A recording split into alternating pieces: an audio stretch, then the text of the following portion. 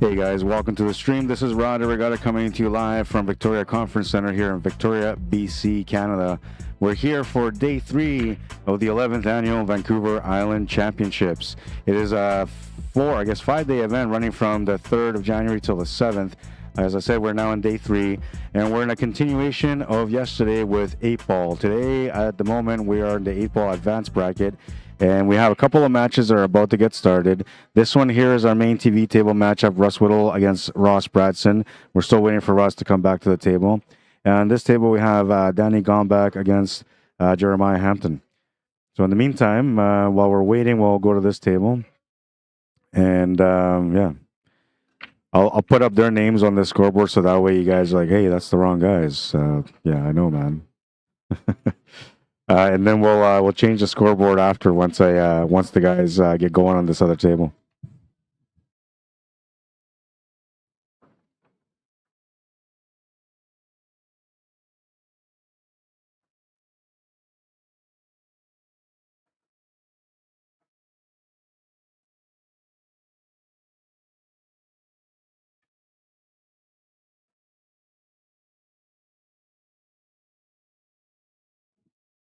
All right, so we put their names on here instead. And we're just gonna wait till the other match starts. Only prefer that other camera. That's the only reason I will go to this one because the camera is much better. But both matches are going to be great. A lot of fast-paced pool. A lot of great pool as well.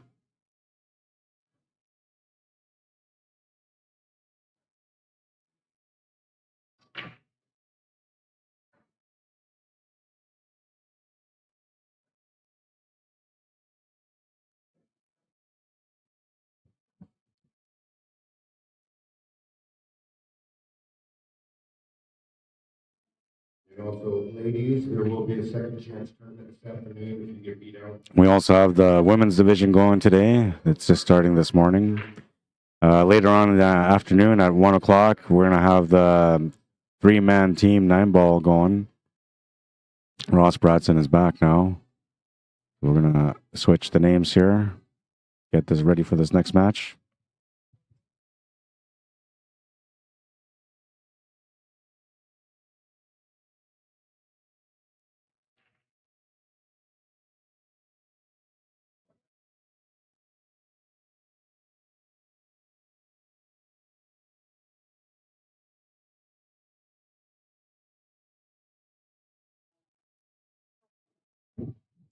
They're just about to get ready on that match.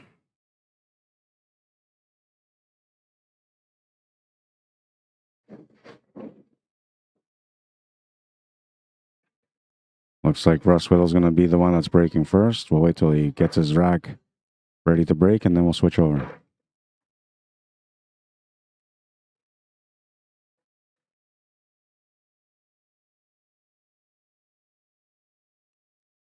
Yeah, I do a little bit of camera work again today.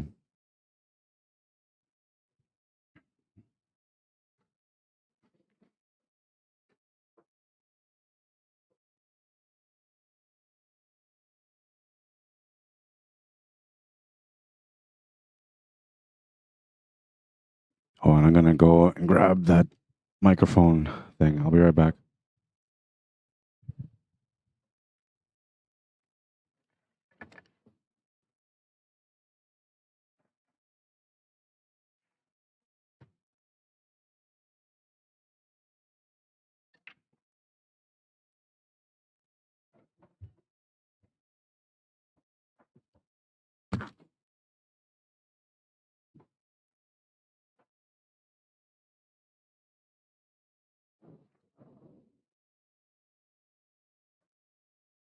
Ross Wheelan, you're on 34.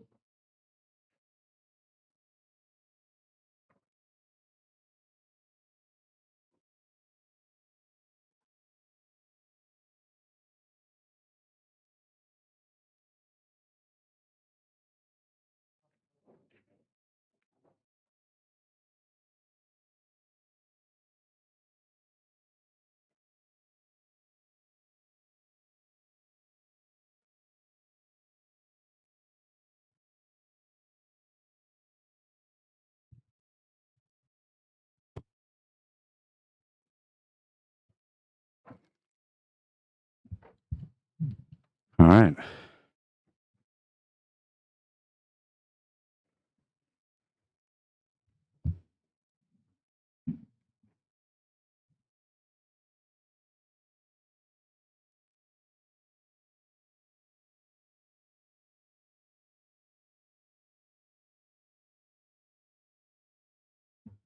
I tried my best to keep track of the scores on the other table.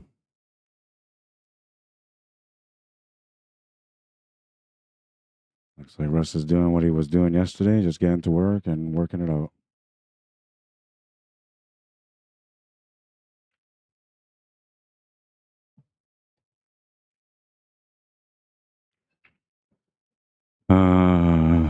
Yeah, he's good. He's okay.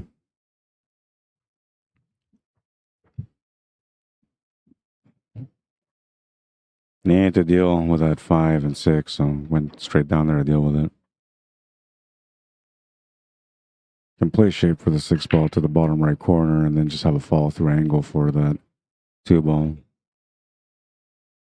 Can also draw off the rail and get below the 6 to make the 6 ball up there and work the same way.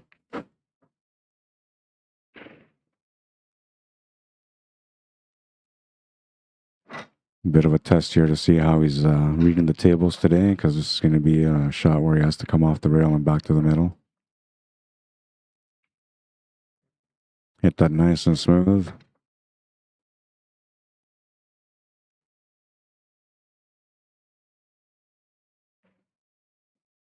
And he's going to start that match the same way he started the match last time he was on the TV table.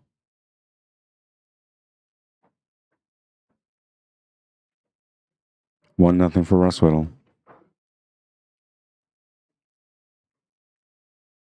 Bradson will get a chance to reply here on his break. Another good player that we got to watch last night.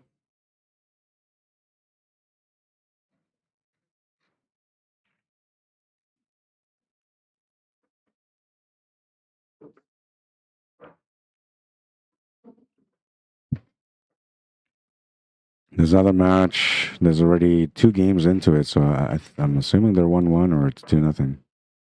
I'll go find out, and I'll try to keep track of that one. And I keep saying I'm going to try to keep track of that one, and the only reason I say that is because it's a fast-paced table, so, you know, blink twice and the rack is done. So it's a little bit harder to keep track of them than it is to keep track of this one, where I'm right on it watching every shot as it goes along.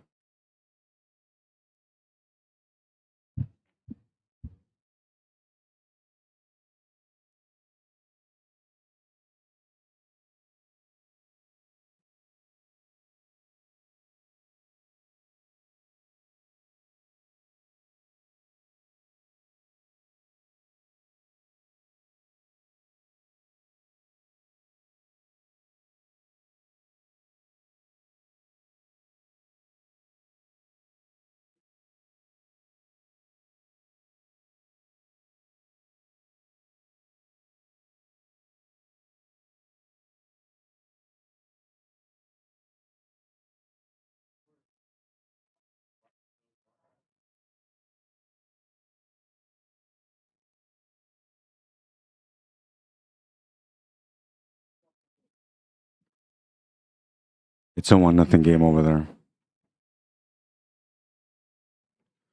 Take this off too so we can open up the sound a bit.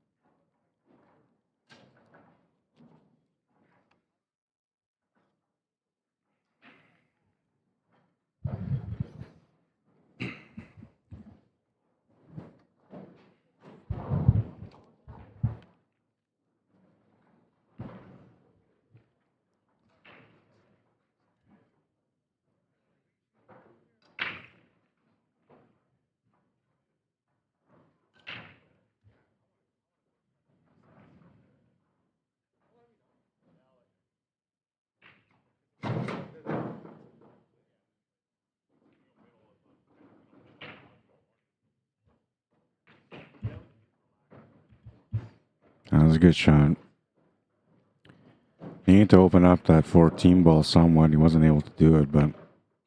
Or, sorry, the 12 ball. But with the shot that he has on the 10 ball right now, he can get position for it, or he can break it out some more if he wants to. And now that 9 ball is kind of jammed up between those two solids, so that's something else he has to address. However, when he gets to the shot on the 15, he can open it up, whether he goes to the 15, to the side, or the corner. General rule of thumb is that you want to get into your trouble as quick as possible.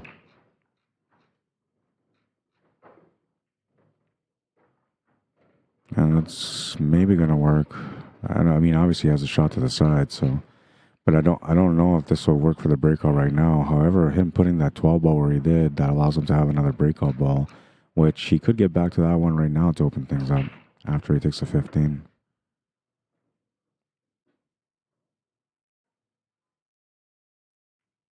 Checking out all the angles to make sure that he has a good, thorough plan. Playing against a player like he's playing against right now, and you don't really want to take too many opportunities, and you want to make sure that when you do get your opportunities that you're capitalizing on them.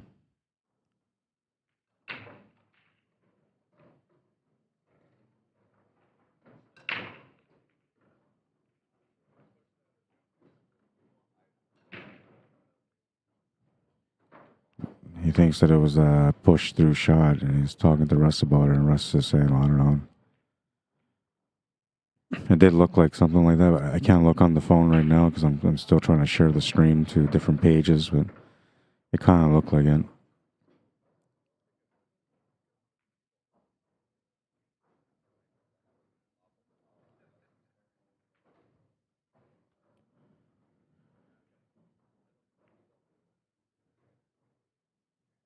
He's conceding the Q ball because he believes that he did foul, that he pushed through. He didn't feel good about it. He didn't feel good about it. And I'm pretty sure, I watched the shot. I didn't see it on the screen, but I watched the shot, and it looked like there was a bit of a push-through shot.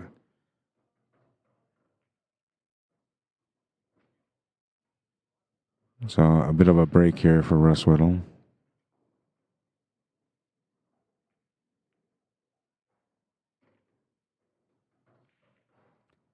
Danny Gombach has just tied up the match against Jeremiah at 1.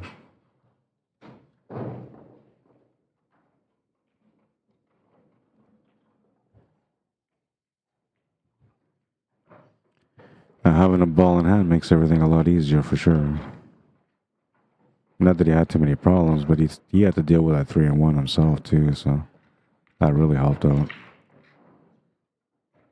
Going to be shooting over the ball slightly here, but I mean, he could always shoot that 7 ball if he felt uncomfortable with it, which I don't think he'll feel uncomfortable with it. And that also, like, making the 1 ball is going to push that 9 ball through, which will give him a shot on the 7 ball as an escape shot. He's just calculating everything here to figure out what to do after this shot.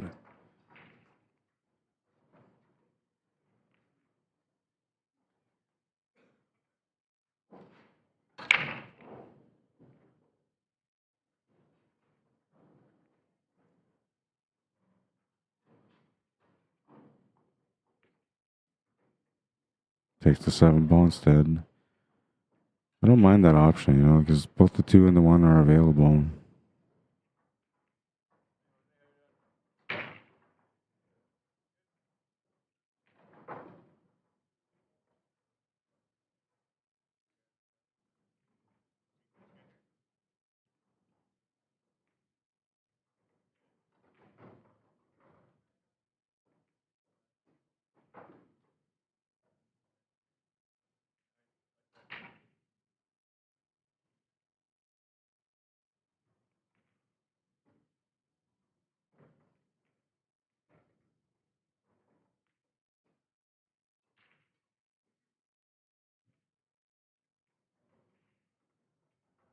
Good shot.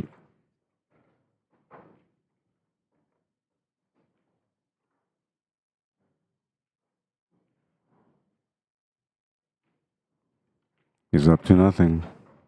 Switch over to the other table for a bit. While Russ is racking the next rack. Got Danny at the table here on this one. Currently tied at 1 against Jeremiah Hampton. He's a nice player to watch, man. Both Jeremiah and Danny. I got a chance to watch Danny play in Calgary, and man, he's a good player. Very thorough. More methodical than Jeremiah is, for sure.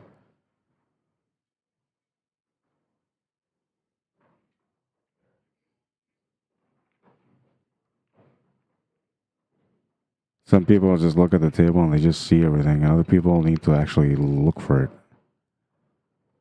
That's the methodical players. I'm one of them too, so I get it. But, you know, it's not just trying to take your time to take your time. It's planning things out ahead of time to make sure that you're not running into trouble. And so a lot of people say, like, I hate playing against slow players. Like, all right, so if you're a slow player that takes forever to look at the table to sort it out, and then you're taking forever to take every single shot, then yeah, you're a slow player. But methodical players usually are slow at assessing the table, and the reason why they do that is because they rather spend the time ahead of time trying to solve everything instead of having to deal with whatever mishap may come their way. That may come their way, I should say. I gotta fix this camera too. We're gonna go back to the other table. Do a little bit of camera work here in the background.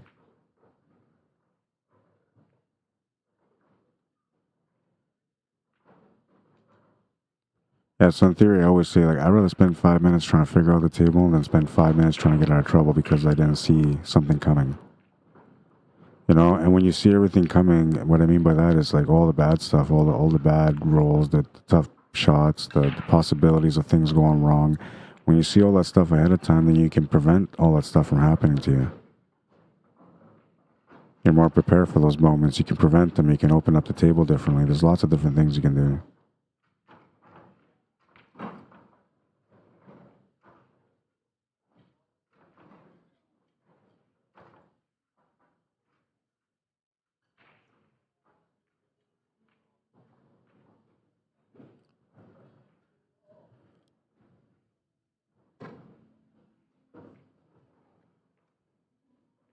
Yeah, that's better. See, they kind of match up better now.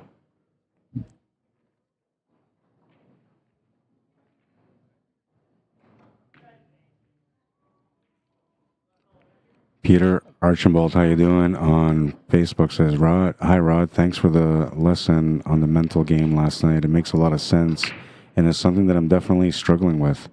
Great stream also. You're very welcome, and thank you. I appreciate that. I talk a lot about knowledge or mental knowledge whenever I stream. I think mentality is something that's not easy to learn, but it can be taught.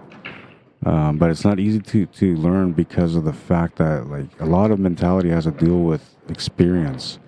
So the amount of times that you're under pressure and you deal with those things, that's what helps you grow mentally. But you can be taught mentality by having what's called like mental fundamentals. And people like don't understand that there's such a thing as mental fundamentals. And usually that has a lot to do with your pre-shot and your post-shot routine, right? And if they're in sync, if you have a routine that connects, then usually you have stronger mentality at the table. Now, the other side of mentality that kind of it comes with experience also is when you're down on a scoreboard huge and you need to make a big comeback. You know, back's against the wall, race to 6, the guy's up 5-0, you know, and you have to come back and win. And in those moments where you're feeling defeated and deflated, where you feel like you're not going to be able to overcome this player because they're just playing so good, those are the moments where you have to decide to either break through the barrier or accept the fact that you just can't beat that person. And I think that as a pool player, you should never accept that you can't beat somebody. If that's how you feel, then you shouldn't be playing pool because you have. Well, I mean, I shouldn't say that because there's lots of people that play pool for fun. But if you're trying to compete, then you know you can't be afraid of anyone or what they're doing at the table. It's irrelevant what they're doing at the table. It's only relevant when they're at the table. So I think that mentality is one of the key things that we have to really talk more about and teach others about, because it's something that separates the average player from the top level player.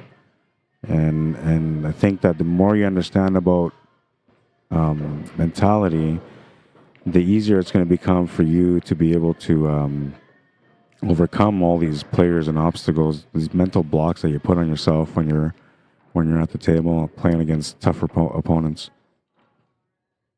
All right, so Jeremiah just took the lead in his match against Danny. It's 2-1.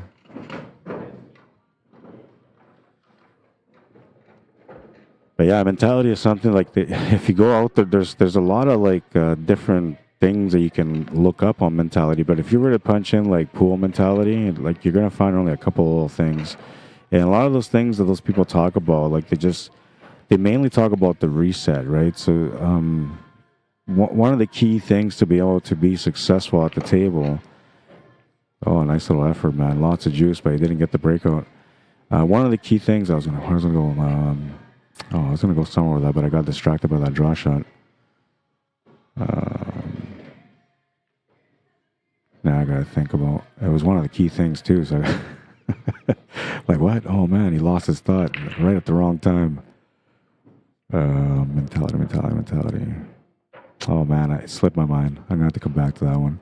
Or maybe I'll come back as I'm talking. But yeah, it's something that we don't talk enough about. And when you look at the videos out there, okay, that's what I was talking about. So the reset. So basically, there's a couple of steps that, you have to go through in a pre-shot routine. One of the things on the pre-shot routine is to figure out which shot you're going to take, which angle works best, because you're always going to have a couple different options, right? So you look at which angle works best to be able to solve your problem or to be able to get into a specific area.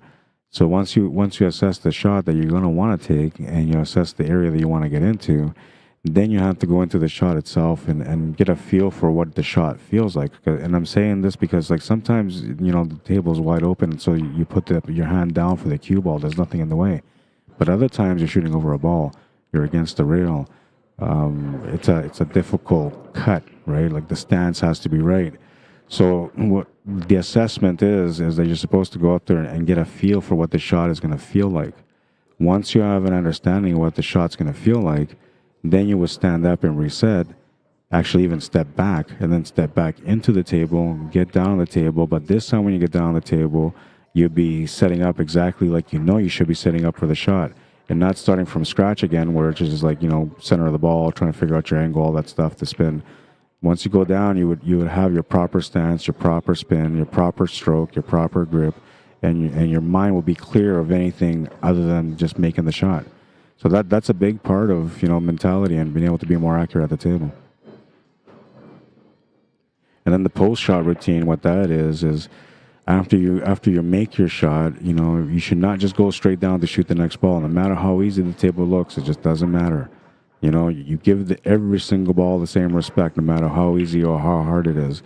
The respect that you give your hardest shot is the respect that you should have for all your shots. And once you're able to do that more, that's your post-shot routine. And now if you have a good pre-shot and a good post-shot, then in between, it's all going to be execution from that point. And you're going to be the one that's going to come through more often than not. And mentality-wise, you're going to be the one that's going to be quite the competitor at the table. I can't believe he put himself in that spot. Not sure what he was thinking there. I think he didn't mean to draw back that much, but he's put himself in a bad spot. He's going to have to do a jump shot. But those are the things you have to work on, right? And I know, like, there's a lot of people out there that are fast-paced players, and they're naturally gifted. So the whole thing of the fast-paced versus the slow-paced, some of it has to do with right brain thinker and left brain thinker. A right brain thinker processes things faster, so they're more instinctive at the table. Therefore, they can play a faster-paced game. Where a left brain thinker is going to be a little bit more methodical, somewhat more creative, and they're going to see a variety of different options, and it's going to take them longer to figure out which is the best option. Where the right brain thinker just sees the shot, knows the angle, knows the speed, and just gets down and makes the shot. It's fascinating to watch those fast-paced players, and they're very intimidating to play against. But that fast-paced game is not for everyone. And you got to figure that on your own, right? Am I a fast-paced player, or should I be slowing down my game? Like, if you're playing fast and you're winning all the time, then probably you are. And if you find that, you have a fast-paced game, but you don't slow down at the right times, and you have to find balance, right? There is such thing as players that are balanced on the left and right side of how they think. And the way they balance it is that they're more right-handed inclined or right-brain inclined as more natural shooting. But when they have those moments where they're in a tough situation at the table, they'll slow down and use that left-brain thinking where they slow down and try to figure it out. If you can find a balance, then you're usually better off. That was a good shot.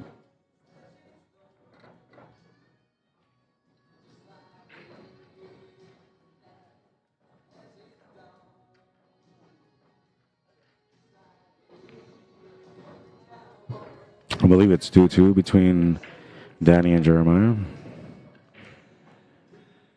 Ross will get that game. He's on the board, 2-1. We'll switch over to this table now because Russ just took a quick break.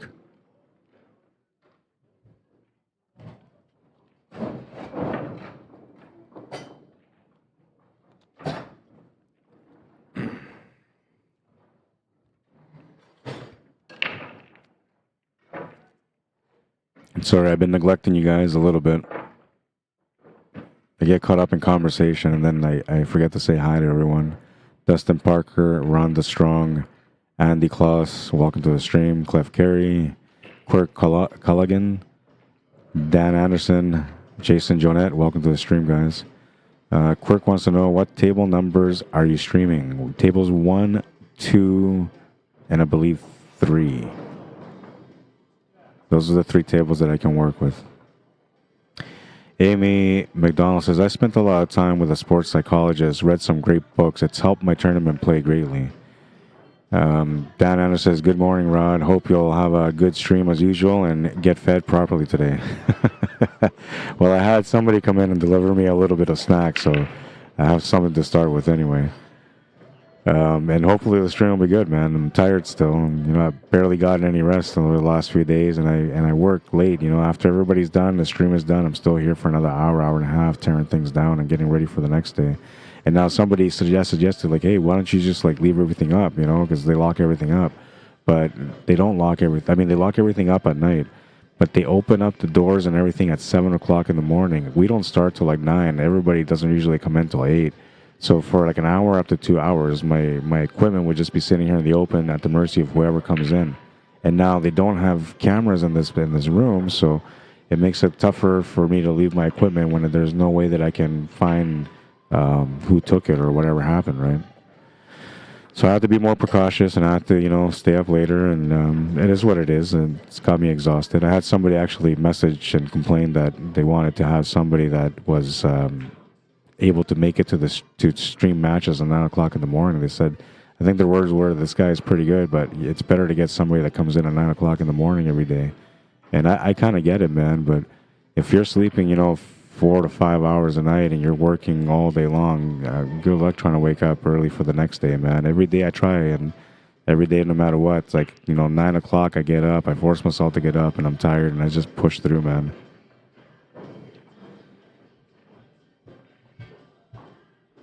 As far as like finding other ways to build up on psychology and mentality, you're correct. There's a lot of great books out there. So if you want to look at like golf books, there's some golf books out there that'll teach you a lot about mentality. One of the things that I was guided to many years ago as far as mentality goes, it was tennis books. Because apparently the preparation for tennis is just as intense as the preparation for pool. And you don't think so, because when you watch tennis players, they're like running back and forth, busting a sweat, within the first couple of sets. Where in pool, you're only going to break a sweat after like a really intense hour-long match. And if you're on a 9-foot table or a snooker table, for sure you're going to break a sweat because you're walking around more.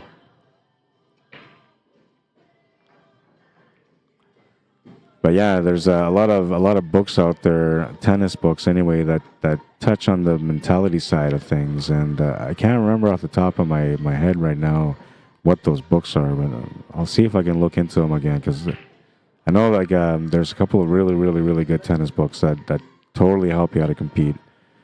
I think when it comes to that kind of stuff, mentality and focus and trying to grow stronger, if you're making the effort to become mentally stronger, then you're going to get the reward. You're going to find what you're looking for. But you have to want it, right? And it's got to be consistent. It can't be like, I want to be focused on this shot and not on that shot. Like, you have to be consistent and treat every shot as if they're all the same. As I was saying earlier, give the easiest shot the same respect that you would give the hardest shot. And if you can do that more consistently, you'll find that you're going to be playing your best game.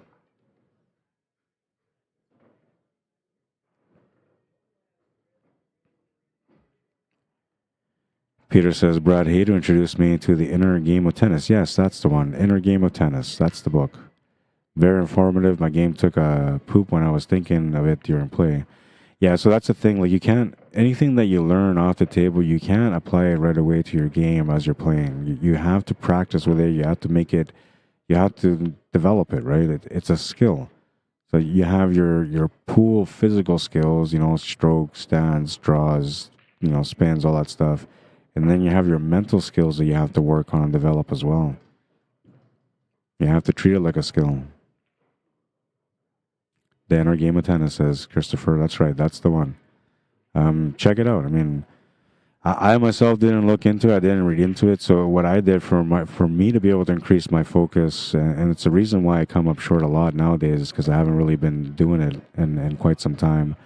But it's playing snooker, right? So snooker will change your game, though, so I don't necessarily recommend it. But if you want to go to a snooker table, let's say you have a snooker table in your community where it's not that great, maybe the rails are a little funny, the cloth is a little worn out, it's going to be coming into repair soon, or maybe there's just a neglected table that nobody cares about. Use that snooker table, take some 2 1/4 inch balls instead of a 2 1/16 inch balls, and just work on your game. And you don't have to spread the balls and start shooting everywhere, because that's not going to help you. I promise you, it's not going to help you. But just work off the top spot. So where the black ball is, put the ball there on the black spot, and then play the cue ball through. So make the shot, play the cue ball through, and then put another ball on the spot. And wherever the cue ball stops, that's where you play the next shot. When you do that over and over and over again, it starts building up your focus level, because it's like an obsession. You want to get through the 15 balls on the spot. And it's not easy to get the 15 balls on the spot without the focus. And also, you're going to learn more about playing cue ball off the top rail, and understanding when you're on the right shot and when you're on the wrong shot. Lots of great things that you can learn just from this one simple drill in snooker, but it'll increase your focus, and that's how I did my focus. I didn't do much reading because I'm lazy, I'm one of those guys that needs those audiobooks. And even then, I might switch the channel because, I like to learn my way. But yeah, that book is a great book. Check it out. And, just look into insight, right? So you don't have to just look into tennis books. You can actually look at mentality or focus techniques, right? So there's a lot of people that do public speaking, and they have little tips that help you out for how to increase your focus, right? And like I said, as long as you're looking for it, as long as you're looking for a way to improve, you're going to improve. Right? Because when you find that way, then if you're truly honest about trying to find a way through to learn more, then you're going to put the effort in that it deserves to be able to learn that skill when you find out that there's a possibility to learn from it. But you need to want it, right? You need to be more dedicated. And that's the tough part, because we love pool. We love to play pool, right? And I think what's fun for us is just going there and just running tables out. Everybody just wants to run a table out. But to be consistently good at running tables out, you have to develop mentality. You have to develop routines. Your pre-shot is so important. Your post-shot is incredibly important. The chalk walk, walking around, taking a look at everything, every single angle. It's important, right? Sometimes you might miss the littlest thing, and that littlest thing could have been the difference between you finishing that table or end up being stuck.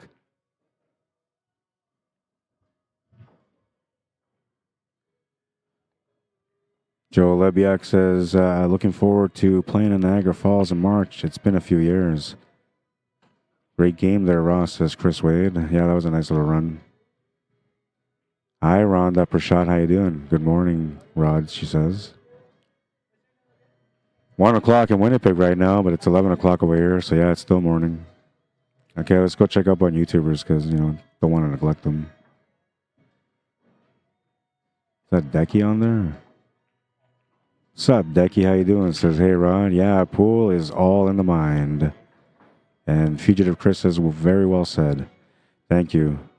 Yeah, I don't, honestly, I share things as I see them. I don't try to, tailor my words, and I don't try to overindulge in the knowledge. I just try to keep it, to the point, and I try to explain it to people in the way that I learned, so that way you have that same will and commitment that I had to be able to find the champion within.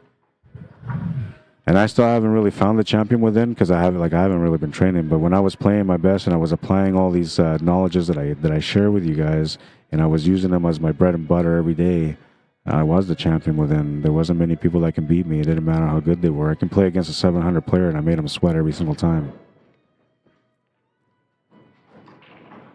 And I miss it, honestly. I miss it. I just don't have the time.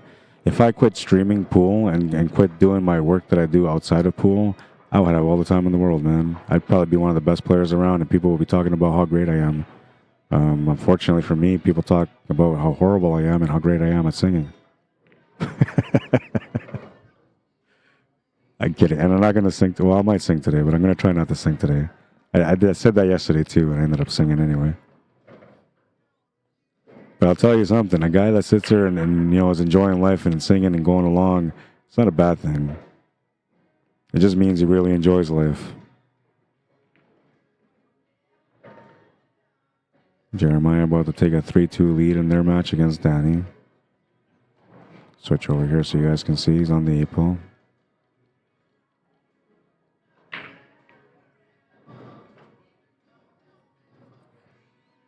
Russ is trying to figure out the 8-ball. He basically has to draw right back where he is, but he doesn't have that angle to work with. Morning. How did it go? I lost my first one on the club, but then I just won 3-0. Shooting good. It's just. It's qualifier round, right? So you just got to get to a certain point? No, or is it AB? It's just. I don't think it's qualifier. Oh, it's just straight? It's just, yeah, because there's only 14 out of 16 players. Oh, yeah. But I'm going to go eat because I don't play until 1.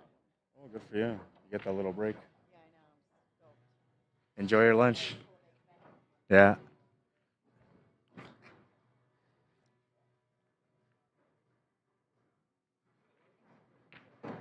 Makes the 8-ball, takes the lead, 3-2. I'm going to go confirm the score with these guys over here. I think it's 3-2 for Jeremiah, but I'm going to make sure I confirm on that just in case.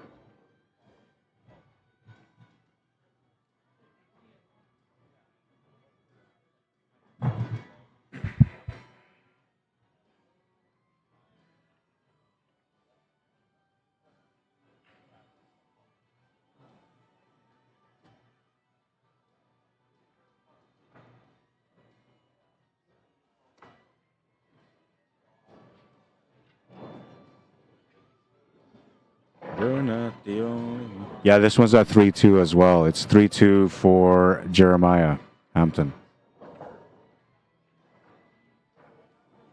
Everybody needs somebody. Oh, they're playing music. Oh, no, I got to stop this right now. I didn't realize they were playing music. I'm going to get copyrighted. I probably got copyrighted already.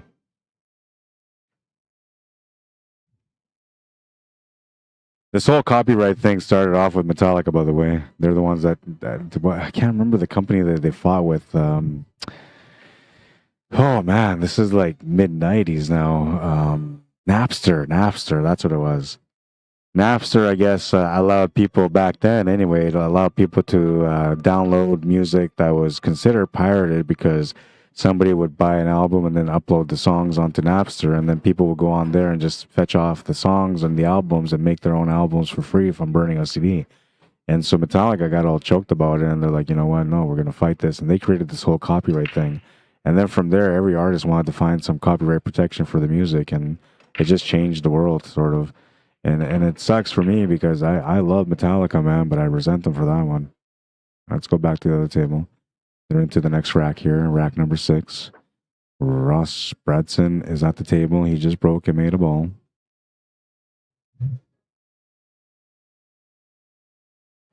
Yeah, I know you guys have live scoring, but I don't, and I'm relating on the stream for people that don't have CompuSport. Mr. David Wilson.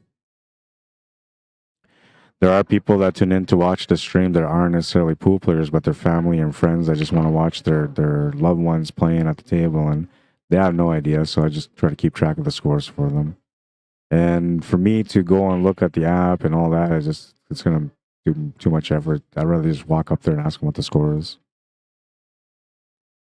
Plus, that's how I get my exercise, man. 5 steps at a time. I eventually put up a mile. Mr. Brad Haydu, how you doing, man? Yeah, I'm not near the brackets, but yeah, you're right. The brackets are available. David Wilson, you gotta live in my shoes one day and you'll totally understand where I'm coming from, how I work. You'll see it.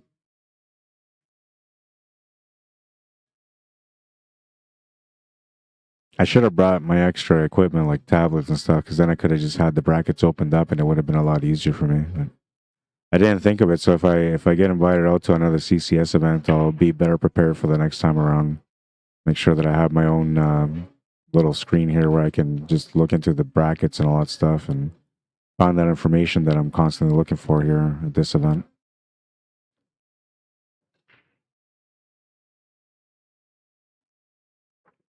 But I don't mind doing the exercise, like I said, and walking around and asking people.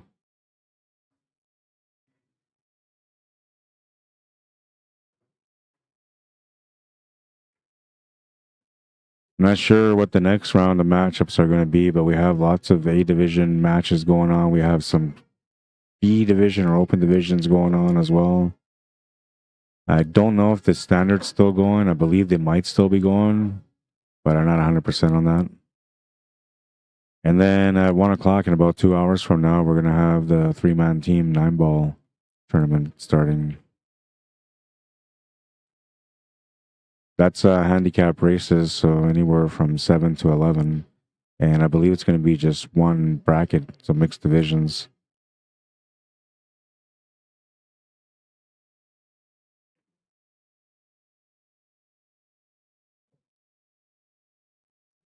It's got a little bit of a challenging table here. That 7, 3, and 4 are kind of an issue, but I think he's got a shot on the 4 right now.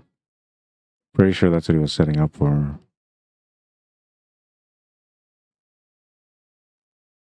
That 7 actually might go to the corner, which if it does go to the corner, he can maybe just place the cue ball on top of the 3, settle for the 3 to the corner. Just waiting for Danny to shoot before he gets into that shot.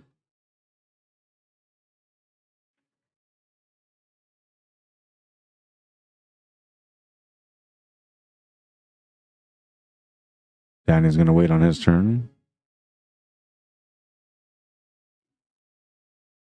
David Wilson says 2:30. The ladies will be playing on the stream. Cool.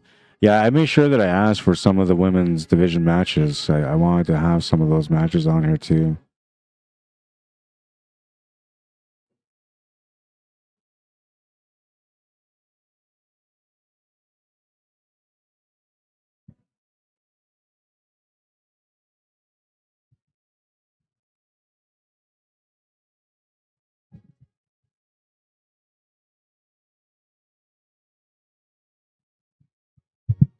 Sorry, there's a little bit of ruffling here with my microphone, but I'm trying to get this stand to work for me to get it a little bit higher so I can hold it on my lap.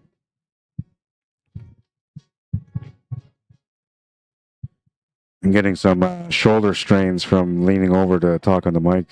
So I'm trying to get that corrected before it becomes a muscle spasm. Well, here's the moment of truth with the 7-ball.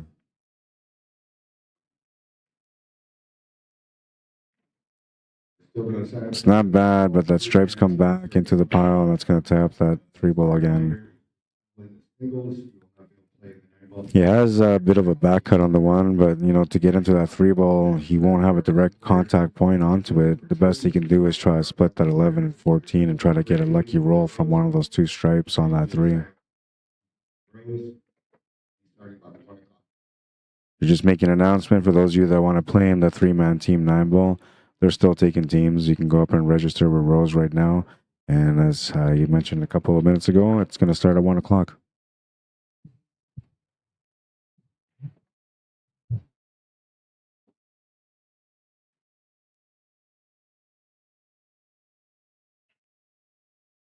Jeremiah just won another game against Danny. He is now up 4-2.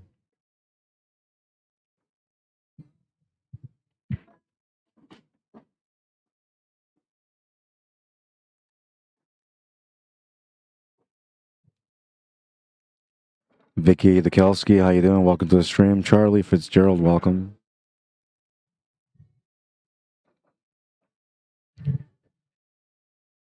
Kelsey McLean, what's up, man? Eli Yarwood, welcome. Ben Lim, welcome to the stream. They're calling a ref. I thought they called my name. I thought I heard Rod. Like, what? I can't watch the shot. They got referees here, man.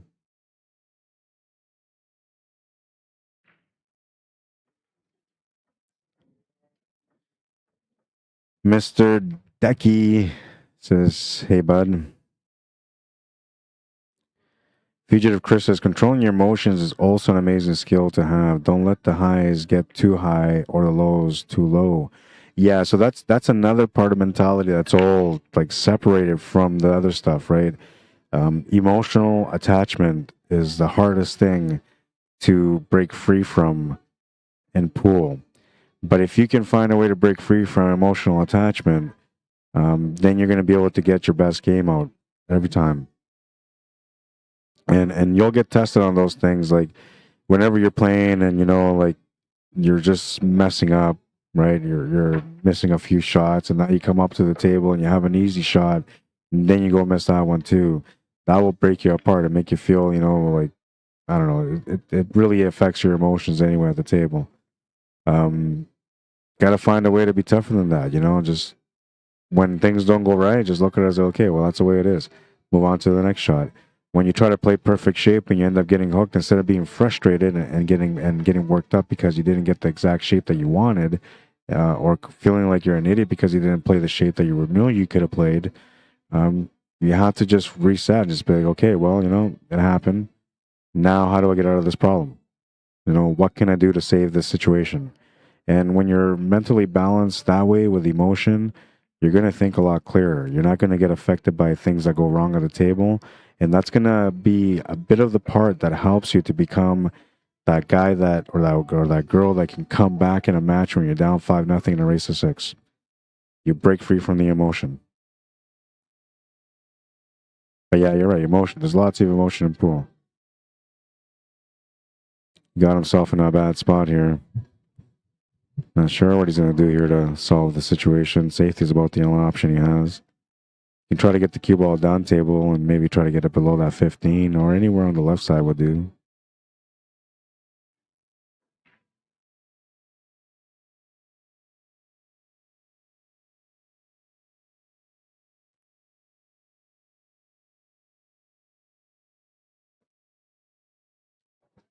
Blake Cohn says, haha, you're right. You cannot go out epic without looking or without hooking yourself or getting out of a great hook. And that's going to happen, right? So, okay, so in theory, I want you guys to understand something. In theory, based on opinions from a lot of high-level players, there's always going to be one tough shot that you're going to have to face in every rack.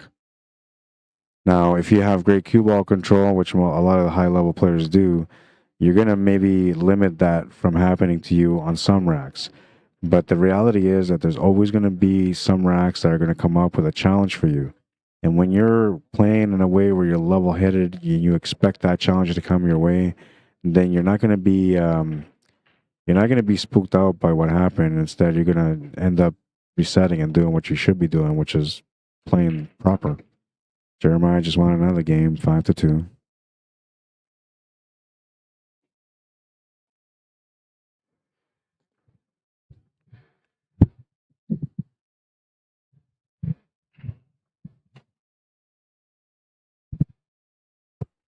Went through the effort of fixing this mic, but I'm just going to pull in instead because it's uncomfortable to hold it on my lap also. Decky says, I used to be pretty good. And one of the local lads here made the Irish pool team, and he said to me one night that I was an inspiration to him when he was learning. I was well shuffed. Yeah, and like you can be inspired from other people, man. Definitely. Like when I just met some guy yesterday. We didn't talk for too long, but we talked a little bit, and he's kind of like not a new player. He's been playing for many years, but he's a new competitor. So he decided to come out to this tournament to play for the first time, just to kind of measure himself out to see where he was at. You know, and we talked a lot. And so one of the things that I said to him is like, if you want to get really, really good, just pay attention to the advanced level players and what they do. And so you're going to see different things. You know, they play into areas where they're not going to be in trouble. They pick the choices that are not going to create more problems for them. They're just very thorough in the way they think and the way they execute. Oh, it looks like Jeremiah won that match. Or maybe they're on a break. Yeah, they might be on a break. But yeah, you can learn a lot from the players that you're playing against that are beating you. Now, if it's somebody your same level, you may not even look at them respectfully, saying like, "Well, you know, I'm going to learn from this guy. Well, he's playing better than me, but we're in the same division." Sometimes you just look at it, and that's the ego itself saying, "Well, why would I want to learn from that guy? He's the same level as me." But trust me, you can learn from everyone. You can learn from the weaker player. You can learn from the stronger player. It's a matter of you just looking for the lesson, and they will show you that lesson. Trust me, you can learn a lot from lower level players, man, because they do a lot of the things that you're not supposed to do, right? And you actually learn a little bit more about like surviving too, because sometimes they get into situations and they'll come up with some ridiculous shots to save themselves. And when you see those shots come up, you're like, wow, like you can do that. All right, both tables are resuming their match here. Russ Whittle up 4-2. Danny gone back breaking. He's down by 3, 5-2. Matty boy, what's happening, man? Says afternoon rad. Hope you packed a lunch for today. Shootout around on the bar box. I'm shooting around on the bar box watching the stream today. Hopefully some good highlights for later. Yeah, this should be some good ones. We haven't really had many yet though, but this is the thing when you watch like advanced level pool, there isn't a lot of highlight, you know, it's I don't know. They play clean, right? It's more the highlights are not so much on the shot making, it's more about the positional play.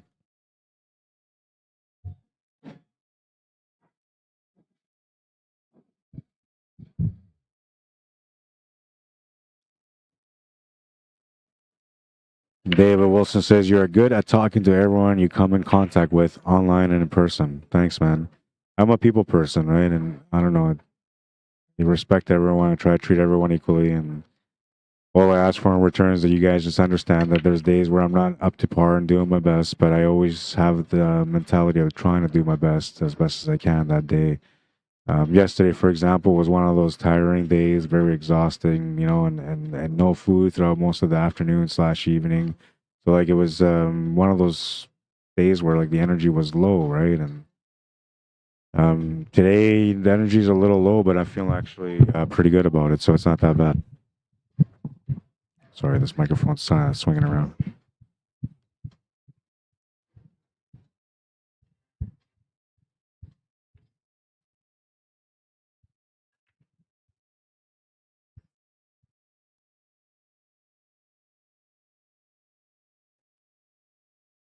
Fugitive Chris says, you win or you learn. If you can learn something from a loss, is it really a loss? And that's what I mean, right? So it's perspective and mentality, man. You can't. I know that the game is about winning and losing. The game is also about potting, right? And when you miss, you feel horrible about it. But trust me, everybody misses, man. I've seen world class players come up to an easy table and come up short. It's part of the game, right? But I think the reason why those guys look as good as they do, and when they come up short, is because their mental reset is like, you know, the best thing that they have going on about them. No matter what goes on that table, they find a way to fight through and to reset every time.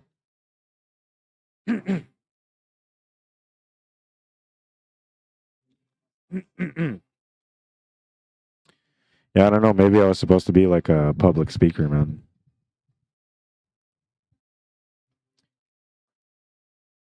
My dad is a politician, and he comes from a line of people that are politicians. And growing up, I wanted to become a politician too because I thought to myself, you know, like I want to be like my dad. I want to be somebody important, somebody that, you know, fights for the people type thing. Then I guess, you know, as time went by, I started engaging with other people who had different opinions or point of views than I did, and then we would lock into like a political debate. And what would happen is that the other person was just so adamant about proving their point, And I kind of wanted to prove my point too, but then I realized that like it's the reason why people don't like talking about politics, man. It's because people get too deep into the beliefs. It's like religion; you just don't bring that up. And when we talk about religion, and people just like, I'm out of here, man. Politics are like that too. So growing up, like I wanted to really be one of those guys that made a difference in the world through politics. But I understood real quick that it's not a pretty world, and people are passionate, but I think like they should be more passionate about the difference that they make and not as passionate about their opinion or point of stance that they have on their politics. And so now I've lived most of my life with, let live and let live. That's the rule I go by. So, if I meet somebody that's a religious person, and they want to speak religion to me, I accept it. I listen to them. If they're political and they have an opinion on it, even if I don't see the same point of view, I'll listen to them. Because you never know. They might have some sort of insight that you're not aware of, and maybe they are right, or maybe they're wrong, or whatever the case. But listening to people and paying attention to what they say is important. You can learn a lot from some of that stuff. You learn more from that than you do from talk shows, anyway.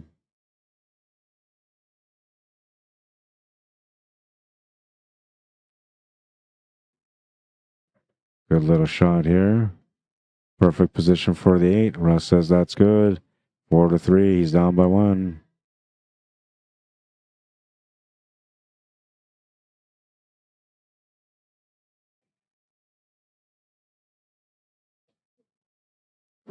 -10 over there. I don't know, man. It's raining outside though, but I think they have like a standardized +6 degrees here. It seems like it anyway. Matty boy. Decky says, I was emotionally attached to my pool cue, and one night we had a falling out as I fluffed a shot for money. It met an end that night. It jumped off a bridge. Oh, you know how many times, like yesterday I came in to play at the beginning of the day when I had a little bit of a break. I shot some racks while I was waiting for the next match to come on. And it was nasty, man. It was ugly. And the third rack that I played where like I missed a couple of crazy shots that I thought I could have made. Like I literally had my cue, one hand on each side of the of the cue, one hand on the butt, one hand on the shaft, and I was about to snap it. I never would, but like the feeling, the emotion that I talk about was there. So that's where you can't feed into the emotion, man, because you'll do stupid things when you feed into the emotion. You lose a cue, and it might seem like it was worth it at the time because you were so angry about that, but then you have to go buy another one. That's when you realize it's stupid. Don't break your cue, man. It's not the cue's fault. You should have taken your time, walked around, and looked at all the angles, man. It's your fault.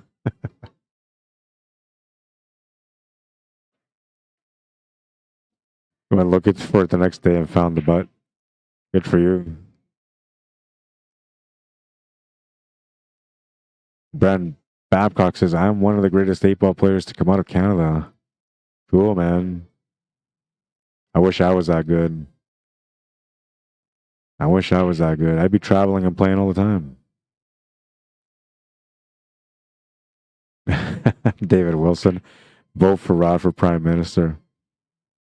Yeah, man. You know what? If I was Prime Minister, like the only thing that would have been open throughout COVID would have been the pool hall.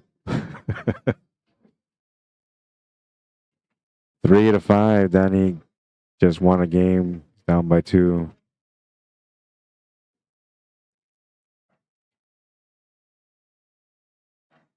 What's up, TJ Kreba? Welcome to the stream.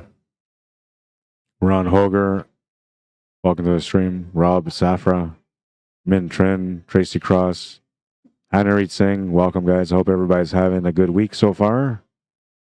It says, okay, yeah, so I'm looking at my screen. It says here that it's 7 degrees light rain. Is that really here in Victoria, though? Is it keeping track of here? Yeah, that's it. It's 7 degrees Celsius right now out there. 8 degrees. It just changed to 8 degrees. It's warming up. But it's raining, so I went out yesterday after I was done. Usually, like at the end of the night, because I don't really get a chance to go around and check out the scene anywhere. So, like when I'm done at the end of the night, I'll go sit outside, check out the scene at night. And I went out last night for a couple of minutes before I went to the room, and man, it was freezing cold out there. That ocean breeze or whatever it is, that tropical weather. Well, it's not really tropical weather, but this weather they have here It's a crazy different cold. It makes you feel like it's like -10 outside, but meanwhile it's like 0 degrees or 1 degree. It's just really weird, man. I think that's probably one of the things that I'll have the hardest time getting used to is the cold weather here. But it's not like ice cold weather, you know. It's just cold weather. The winds are cold, and they feel like wet wind, you know. It's like it's heavier somehow. Hard to explain it, but if you're out here, you know what I mean.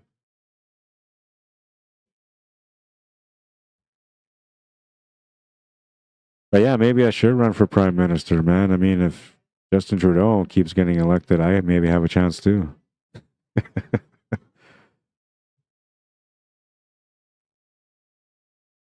First rule would be to implement pool in every school. Automatically, man. Every gym would have a couple of pool tables set up in their gym.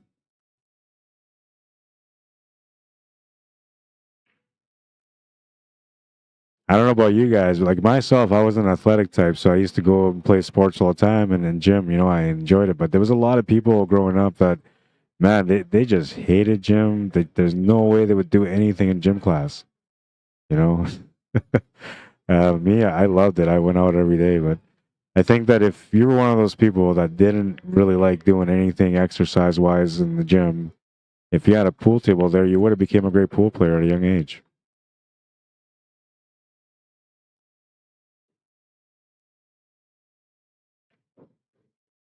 I guess when they ask me that qualification, like, well, what makes you qualified to become a prime minister, Mr. Rodriguez? I'd be like, well, I'm a pool player, man. I solve problems for a living. I've never doubted myself. I'm always trying to find a way out. And no matter what, I never give up. You're in good hands, man.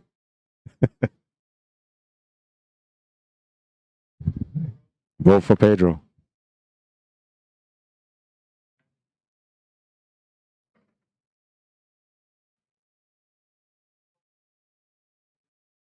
It's I said I was gonna bring this up and I didn't do it yet, so I'll do that now.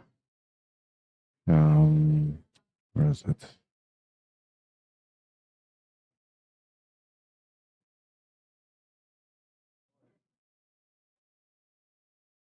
Take me down. Oh, I said I wasn't gonna sing. Okay, stop, Rod. Stop.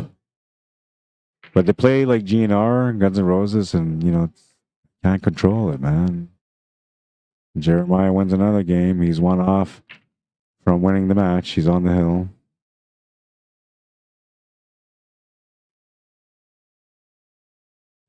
All right, so there's the YouTube chat in the corner. That way I don't miss when people are commenting on YouTube. I keep track of Facebook on my phone, so that's right in front of me. Decky says self-praise is no praise, as they say. But what if you're one of the greatest for real, man? You never know.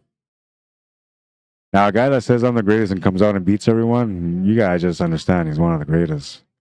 But you're kind of right. Like all the best players in the world, they may know they're the best. They don't act like the best, and they don't pretend that they're the best. They just know they are. John Wyden says, could someone post the challenge link? I just can't find it. Yes, sir. I'll get on that right away.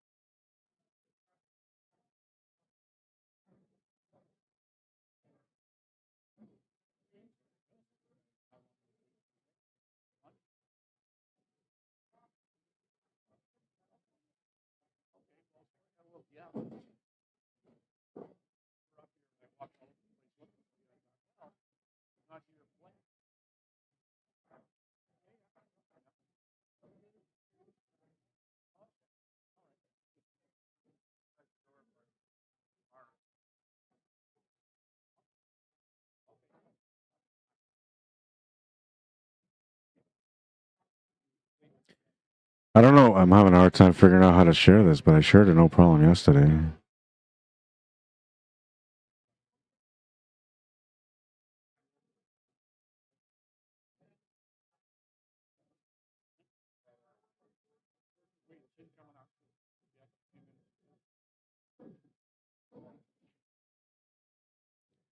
All right, so this is the link to the direct bracket for the 9-ball, sorry, the 8-ball advanced, okay? And I just put it there on Facebook. I'll put it up on my YouTube channel right now, too.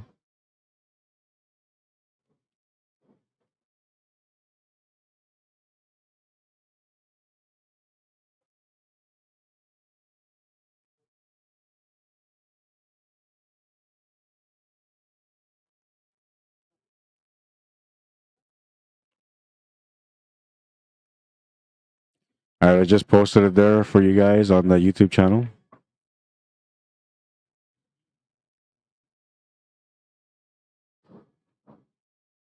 Take me home. Take me home. 6 degrees Celsius, says Decky out in Netherlands. Is that normal weather for you guys at this time?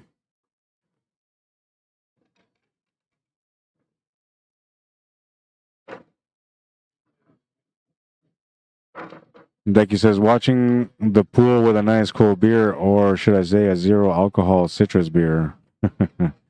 Hey, man, whatever makes you happy. John Wyden says, thanks, Rod. Enjoy your stream. Thank you, sir. Normal enough. Okay. Go back to this table here. This match is at a 5 or 6-3 score right now. Danny has got his back against the wall, needs to win all the games remaining, and he's at the table right now.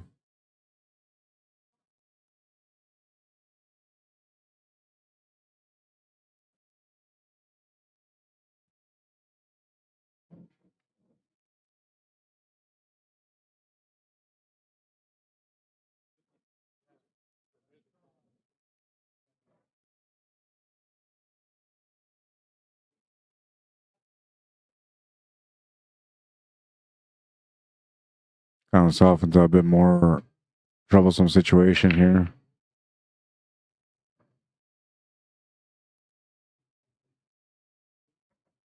Go back to the other table now. Is this the finals? Is this the finals or what's going on? Semifinal. This is semifinals? Yeah, both of them. Winner of this plays against the winner of that. Okay. They're at 6. He's on the hill to 3, and these guys are at 5-3. Okay. Russ is on his way to being on the hill too. Yeah. Russ is our guy. Yeah, he plays well. Makes it look like he doesn't care either. I know. Exactly. No pressure, no nothing. Just blah, blah, blah. Just make shots, yeah. Yeah. Right on. Well, thanks. Yeah, you're very welcome, man.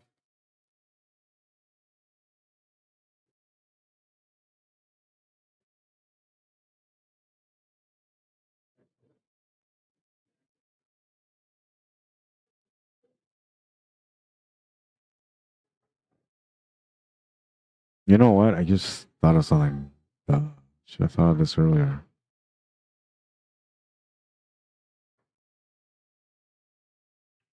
I'll just bring out the bracket on my laptop.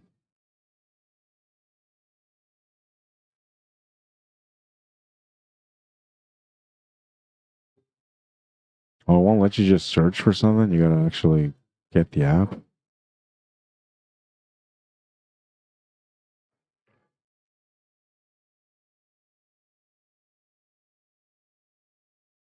Oh, I don't want to sign in.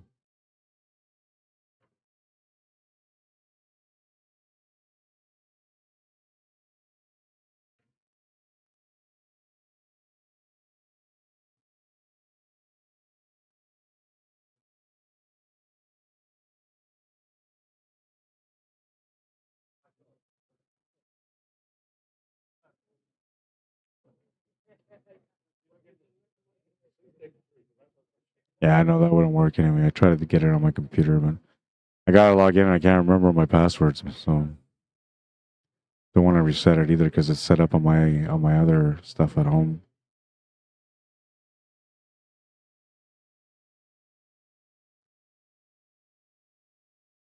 Next run coming out at 1 o'clock.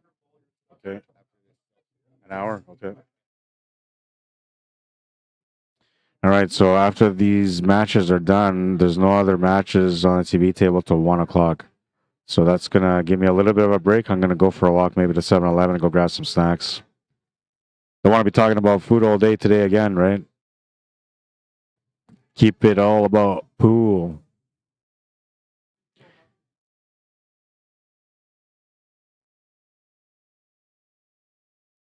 Bob Connolly, how you doing? Martin Blackstar, Aaron Espino, welcome guys.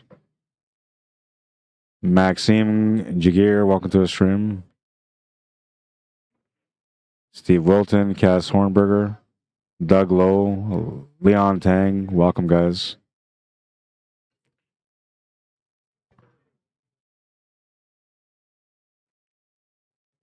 Well, Danny just won that game on the other table. He's now down by 2, 4-6.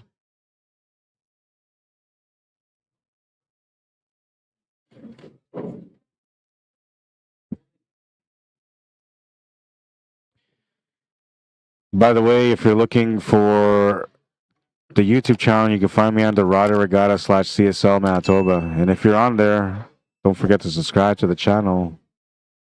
Well, only if you enjoy the commentary that I do. It's the way I always work. But that YouTube channel, for those of you that haven't heard this already, it's my personal YouTube channel. So anything that I do work-wise, whether it's elections, concerts, sporting events, whatever it is that I'm covering, you'll find that on my YouTube channel. But it's mainly pool because I stream pool a lot. So it's not like you're going to sign up or subscribe and then expecting pool and it's all going to be like concerts and stuff. It's mostly pool. I'd say like 80% of the stuff that's on there is all pool. Right now, it's currently like at 90%. 90% of everything is on there. It's all pool.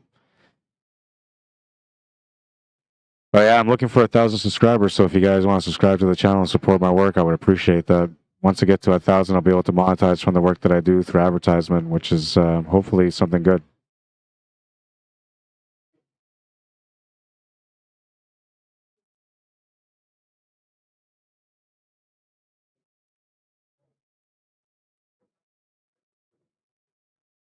Mr. Robert Page, how you doing? Welcome to the stream. Adam Green, Joseph Tamayo, Paul Cedras, welcome to the stream. Or is it Cedars? Welcome to the stream. I might have had that mispronounced.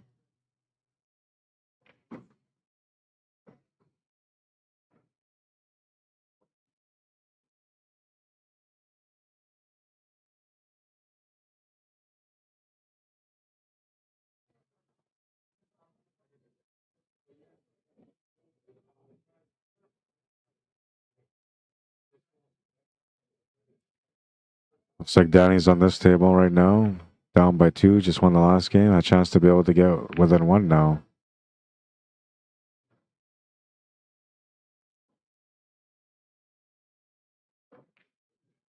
Good shot on the 5. Not going to find a follow-up shot, though. He's going to have to settle for a kick, safe. And even then, he might open up the table in a way that he doesn't want to open up the table.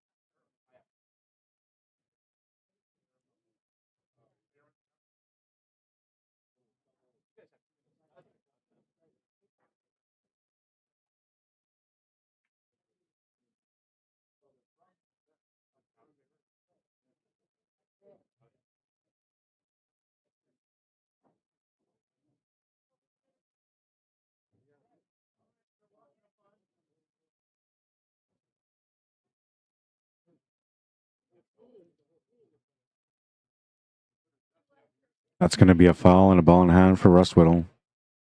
I'll have a chance to get on the hill now. Danny's still at the table over here, just made another shot.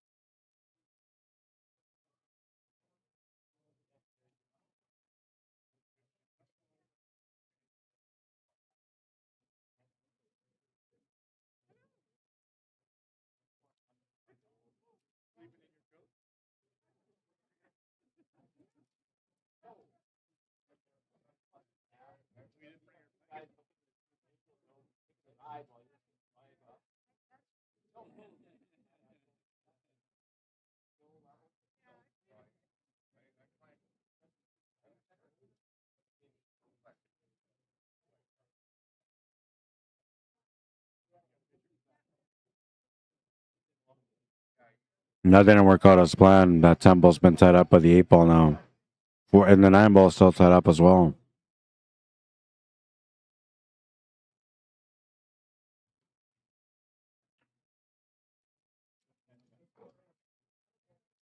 And Danny just lost the cue ball here on this table. Looks like Jeremiah Hampton's going to have a chance to close out the match with a ball in hand.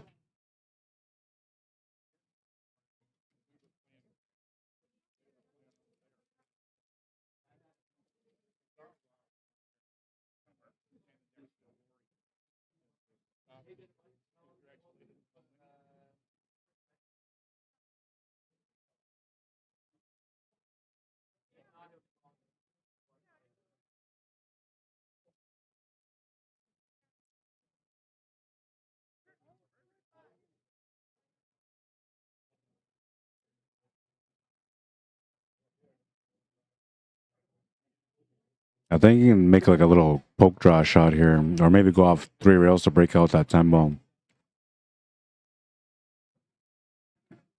He's going to try to play perfect shape for the side pocket.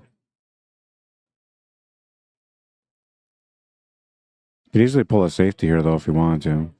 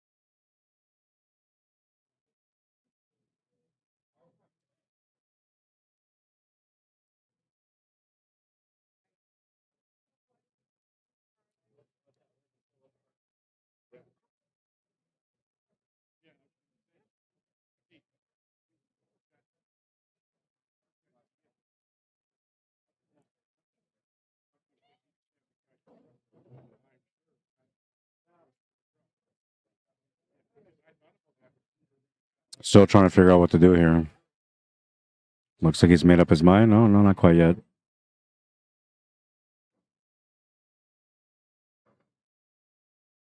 Looks like Jeremiah's going to close out this match.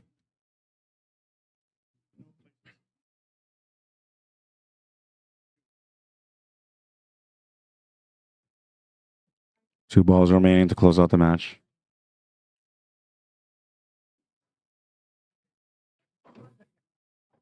Good for you, man.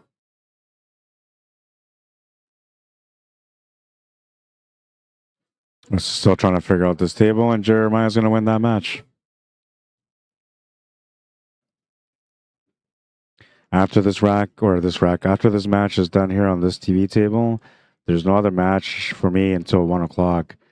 So I'm going to take a break after this, but I will be back with another one as soon as they get me going at 1 o'clock. And from there, I'm assuming I'm probably going to be steady for most of the day.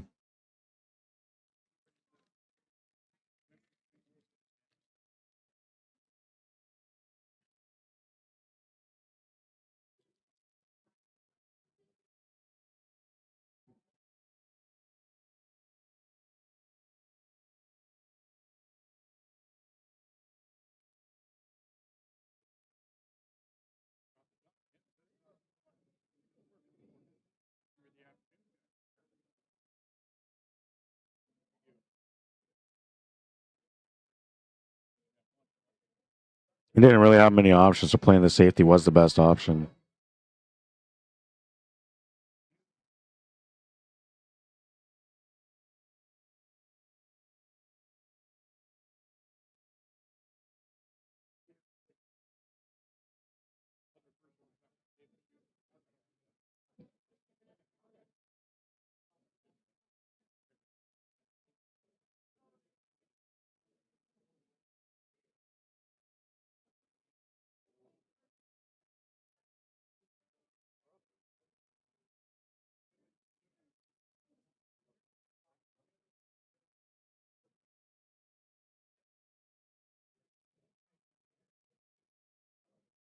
Great hit. Avoids a scratch, too. Really nice reply. He didn't give Russ a whole lot either. He just gave him a shot on the bottom right corner, but I don't think he's going to do much here. I don't think he's going to go for anything. I mean, he could. He can make that 10 ball go up table, get onto that 15, break out the 9, and just go for it. But it just makes sense to call a safety and just bump into that 10 ball.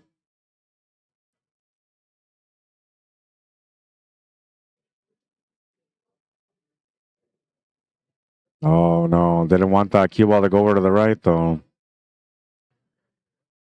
Now it's a bit of a mistake.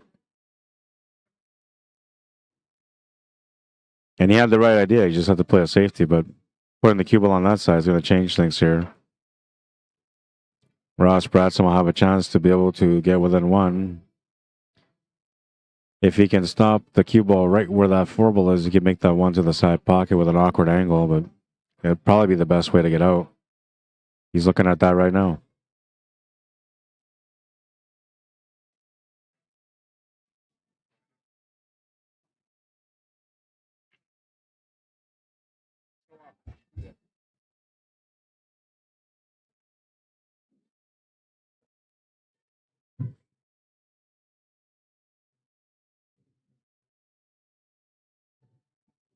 I think that these are the kind of shots that you can't really stop shot on. He actually has to follow this through. And so that means that the cue ball should go just past where this 4 ball is, just a little bit. But it'll make that cut on the 1 that much harder because of it. Now you could try to like maybe force the rail and draw into that 1 and 9.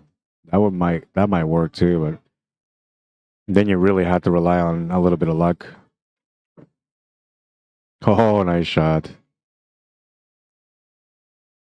Gets perfect on getting the 1 ball out. That was a really nice shot. That was like I want to say like low percentage chance that he was going to be able to get that ball out and have a chance, but he did really well with it. Makes the 1. He'll have the 8 ball opportunity.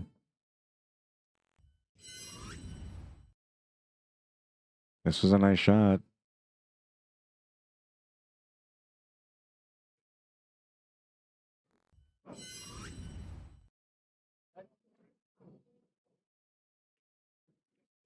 Eight ball is good. 5-4. He's down by 1.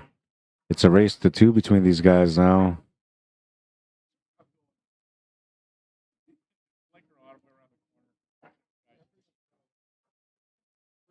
Cedras? Okay. Thank you.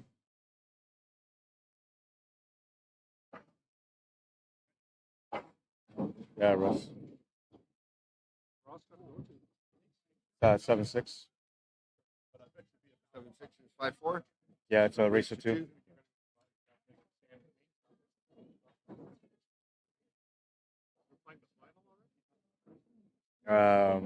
No, this is the winner of this plays against Jeremiah Hampton for the A-side final. No, there's 2. Yeah, whoever gets the next 2 wins, that's it. Oh, you're right. To party.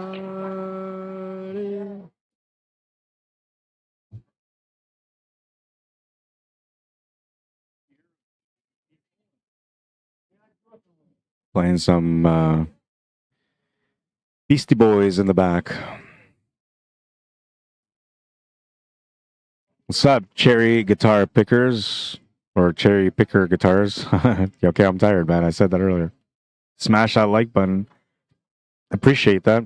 those of you that want to support the work that I do, a couple of different ways you can do it. I could always ask for financial support, but I'm okay with earning my own keep. But you can like the stream on Facebook. That's something that will help with the Facebook algorithm. Not that the Facebook algorithm does a whole lot for me anyway, but just liking it will at least make it look like people enjoy the stream.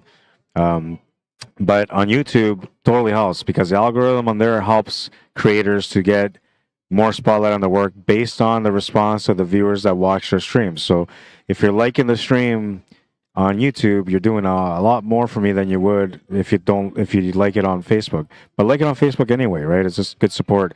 Organization that hired me out here, the CCS, Canadian Q Sports Association, would appreciate to see that people are enjoying the stream and the quality of the coverage that they're getting for this event. And you never know. I mean, if they see more likes on the streams on Facebook, they might say, you know what, we want to call this guy to bring him out more often because obviously the people are enjoying his coverage. So it's a good investment. So that's what you're basically doing is you're giving me an opportunity to be able to come back to do not just this event, but maybe other events in the future. And the other way that you can support me is by subscribing to my YouTube channel. Find me up. The link is on the post. I'll put the link here on the stream also on Facebook, and all you gotta do is just follow through that link and subscribe to the channel. It won't cost you any money, I promise.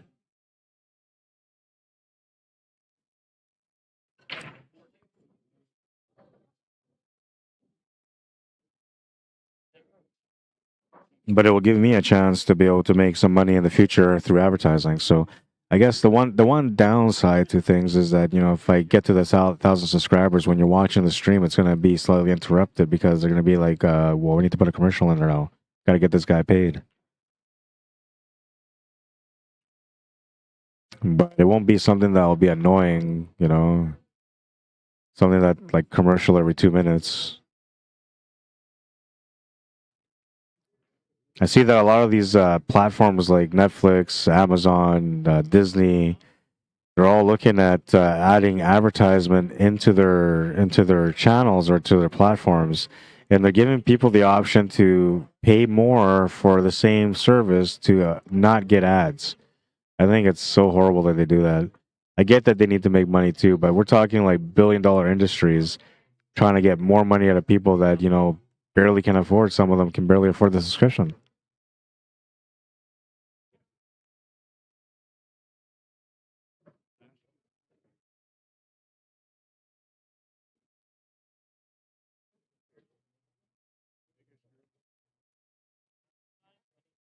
Brent Babcock says, too many sandbaggers.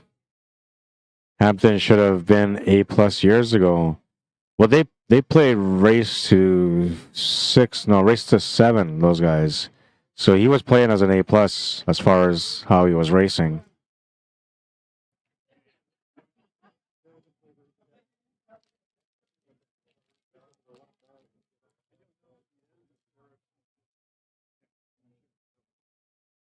I think in some point, like a few years from now, you're going to find that sandbagging is going to change. It's not going to be as bad. Either that or sandbaggers are just going to get a lot smarter at sandbagging, one or the other.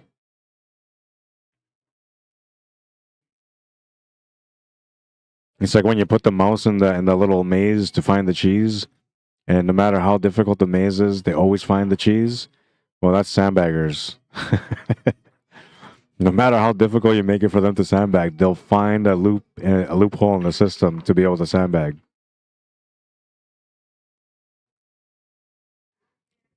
Brent Babcock says Tom LaFornia is sandbagger. Well, I don't know. He plays really well, and I think he's done good for himself. Like to me, a guy like that, if he's a sandbagger, he wouldn't be really making money then, or he would just make like, you know, 3rd or 4th place, just enough to be able to like stay down there. But he tries to win, man. So I don't know. That's the real definition of sandbagging. You know, I've seen teams in Manitoba, and I've played on teams in Manitoba where we have a really great team that we can definitely go up and win. And then there's like a couple of guys or one guy that just doesn't want to move up. He just doesn't want to get bumped up. And on crucial moments, when you're counting on that guy to win, he will absolutely throw that game just to make sure the team doesn't go ahead so he doesn't get bumped up. Sandbaggers are a special breed. They're relentless in their pursuit for advantages. But I'll tell you something. If you're a sandbagger, you're only going to get as far as you are already. You're not going to do much better than that. Need a better mousetrap, says Paul.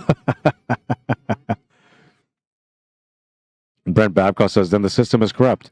Well, I wouldn't say the system is corrupt. What happens, we got to understand pool for what it is. Okay? There's most of the people back in the 1990s, when they were playing at the beginning and mid 1990s, there really wasn't like a lot of handicapping back then. So everybody kind of played straight, right? That's just the way it was. And then over the years, as people played in leagues, what happened is a lot of people started getting different rankings based on their team performance, right? So the team performance thing is what actually messes up the handicapping and pool. Because you can be an average player playing on a strong team, and that team carries you through to a championship. Now you get bumped up to the next level. Now the next year you're struggling, but you're in there because you're with your friends, so you keep playing. For years to go on, only trying to make money with your team while struggling to make money on the singles because you're ranked too high. So you can't compete with those guys one-on-one. But as a team, you can. So the system isn't necessarily flawed because corruption, like you said, like people are literally going out of the way to allow sandbagging to happen.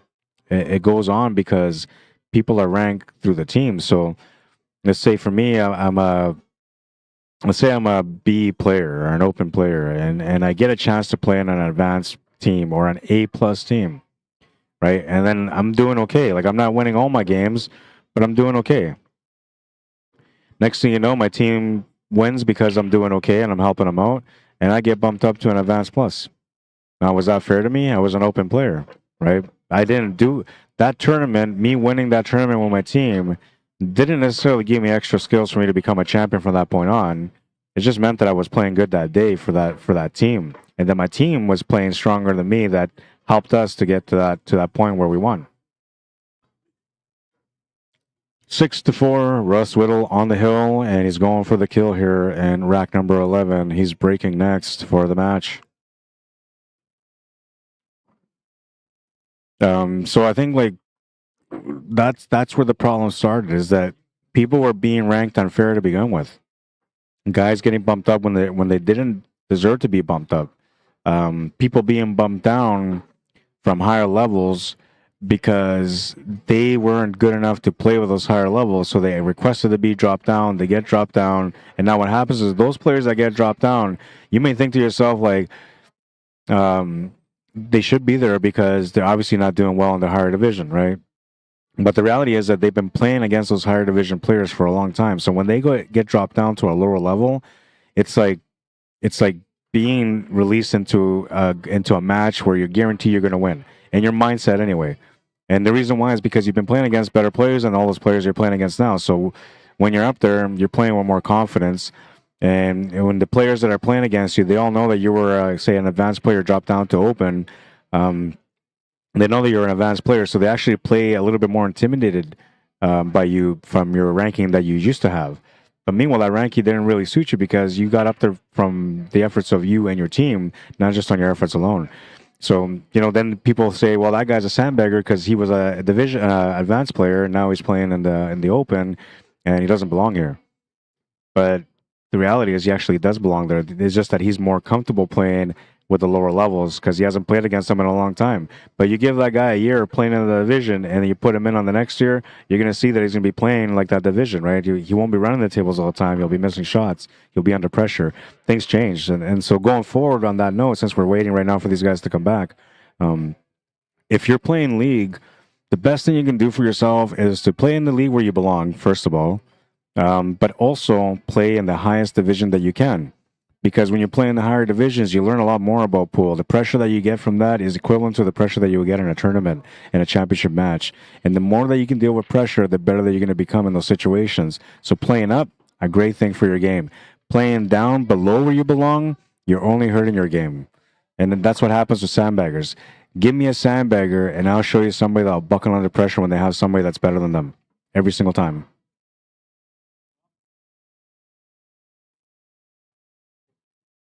All right, Russ is back, and we're going to move into rack number 11 now. He's breaking for the match. He's going to walk around, get his chalk,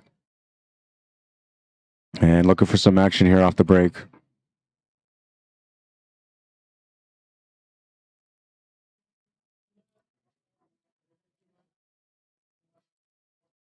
Danny says, true story. Yeah, no, it's 100% true, man. Paul C says, just get rid of handicaps altogether. You can't get better unless you play better players. And so I grew up in there. He made a ball. He's going to have a chance to get out. I grew up in an era where there was no handicaps, right? So in the like mid 1990s, I think I started playing right at the mid 1990s. And there wasn't any handicaps, so you just had to play your best, and you know it was what it was. You just learned every single time you went out. You learned a little bit more because you had to learn if you wanted to be better, right? Now with this handicap system in place, it just shelters people from growing, and it's unfortunate because people don't even see it, right? They just don't see it. Um, they they just know that they're playing where they have a chance to win, but they don't understand that playing where you have a chance to win is holding you back from becoming the champion within. When you can start winning, no matter where you play, no matter who you play. So just do yourself a favor. If you're playing in a lower division because you feel like this is your comfort zone, get a little uncomfortable. You know, if you don't want to spend double the money to play in a higher league, then play in the lower league, but compete in the higher level tournaments and do it as much as you can because you want to be better, right? You want to end up being the best in your division, get bumped up, and then move on to the next one, knowing that you're going to be there and that you belong there. It's much better to grow into another division through your own skill and effort than to grow into another division because you and your team perform well one weekend at a playoffs.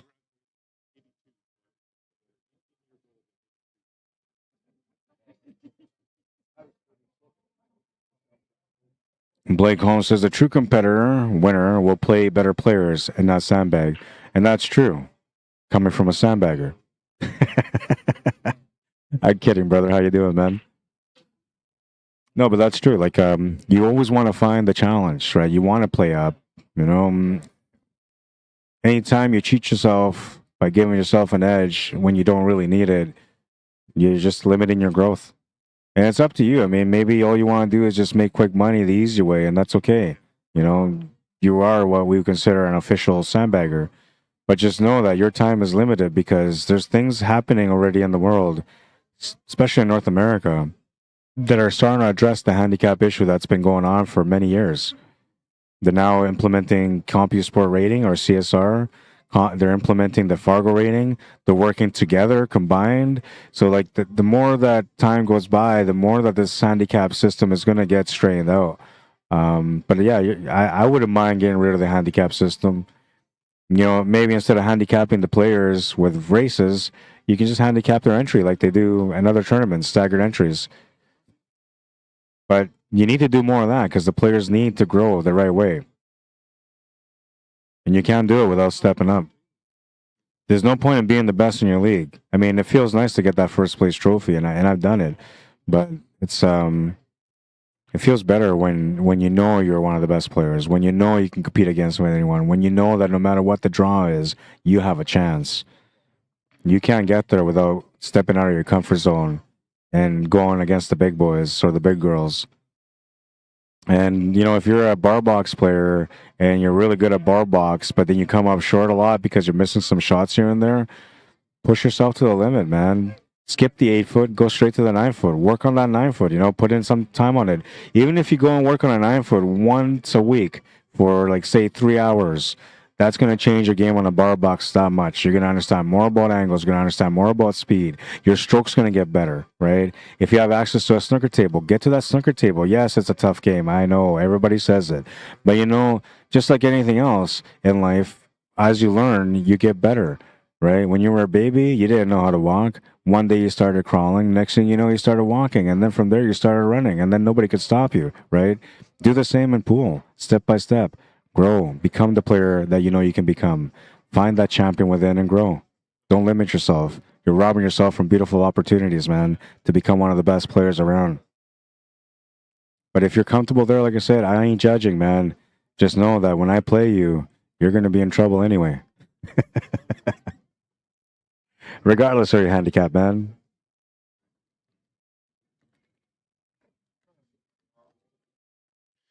Policies, I play in Halifax, and we don't have handicaps. Good for you. That's really good. That's the way it should be. Honestly, that's the way it should be. Think about this, okay? So you guys play league, you go to your playoffs. Sorry, I'm having a little bit of a bite to eat. But you guys play league, you go to playoffs, and then when you're out there, you see the process, right?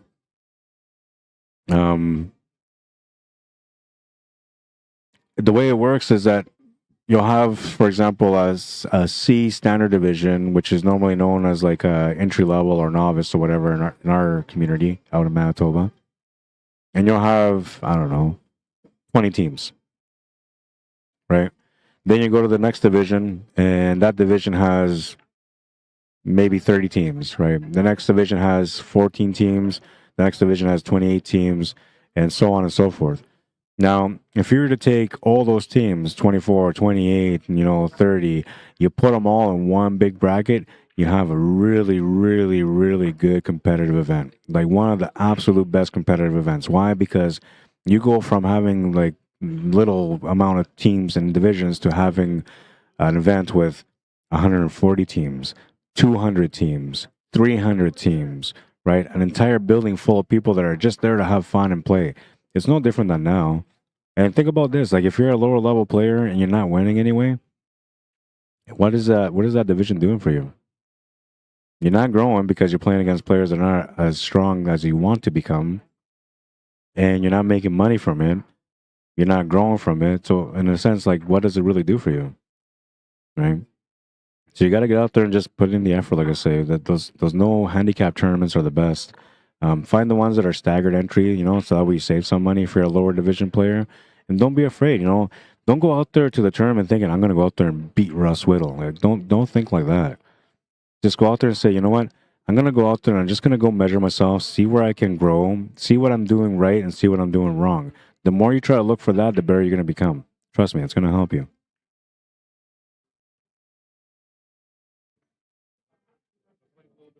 Paul C says, I used to play CPA in Ontario and I didn't improve much. Yeah, no, and the CPA is like another one, right? So, like, I'm not trying to knock organizations down, so don't get me wrong. Every organization that's out there brings players to the table, and that's not a bad thing. No matter what, it's not a bad thing. But CPA, APA, they play on flukes. And if you're playing on flukes, you might as well go play 9-ball, man. You're going to get better from 9-ball than you will from playing 8-ball flukes. I promise you.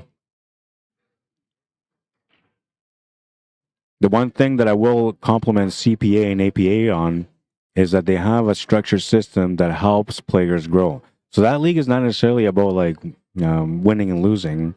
That league is more about growing players into becoming better players. And so they put a master in every team. That master will work with the novices, walk them through their shots. They even get timeouts, right? So the lower the level, the more timeouts you get on your rack, and you get a chance to have a timeout and ask your master for advice. That master gets a chance to show you the scenario that they would do on that table, and now that player walks away with learning, right? So CPAP actually does something good for players. I don't like the flukes, but as far as the growth of the game goes, I feel like they actually do something to grow the game because they're actually making players go out there to start with no skill and eventually develop the skill that they need to become better competitors. Once they're comfortable and they're no longer playing at that rookie level and they're playing more like a master in CPA and APA, they're going to move on and start playing in other leagues where they can find better competition. It's not a bad thing. Oh my God, what a try. What a try that was. He almost made it, man. And he had the shot on the 8-ball. He makes that shot and I'm going to snap. I'm going to scream, man. I promise you.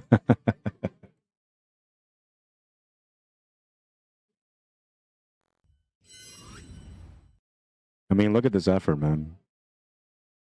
Right between the 6 and the 1. So perfect almost.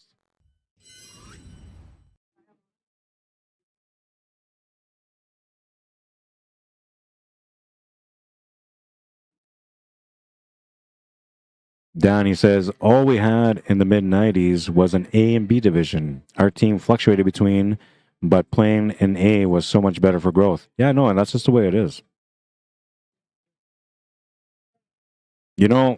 Those moments when you're going to go and play in a tournament and you get the draw like, oh man, I got to play against the best player. Oh man.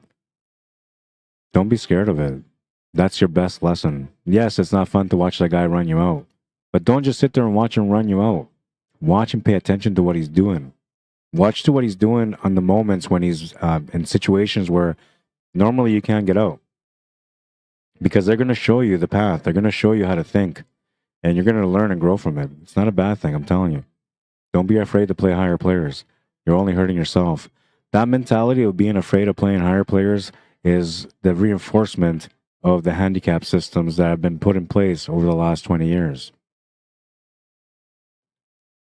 That's all it is. Those systems were made to protect you from the higher level players, but it also made you weaker mentally because now you felt like you had to be sheltered. Don't be sheltered. Grow. Become the champion within. You won't do it without playing the better players. And just be smart about how you play against them, right? Like if you have a chance to play in league on a higher level for only $10 a night or $12 a night, great way to get some experience, man. And you might be like, you know, a medium level player or maybe slightly advanced. You get a chance to play on against a good or on a good team. They're going to take you under their wing. They're going to teach you as much as they can because they want you to become the player that can support their team. So they're not going to let you just become a bad player while you're playing on a good team, right? They're going to help you out. If you can play in staggered entry tournaments where there's straight races, no handicaps, and it's open to everyone, absolutely do it. Take advantage of that, man. $20 entry at low level, and you get a chance to play some of the best in your province. Take it. It's a great chance, I'm telling you. All the more that you do all this, the better you're going to become competing in playoffs for your team. The better you're going to become when you're playing singles tournament. The better the results are going to be when you're out there competing.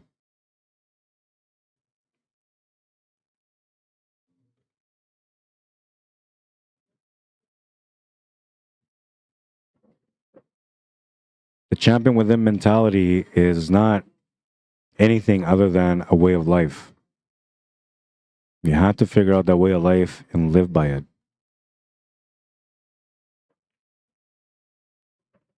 Jackie Howe, how you doing? Says ... What does that mean? Am I talking too much or are you still thinking about what you want to say? Mr. Wayne Burba, what's happening, man? Says Rod, have you heard of the Tap League? I have, but I've never looked into their structure or what they're about. Tell me something about it, Wayne Burba.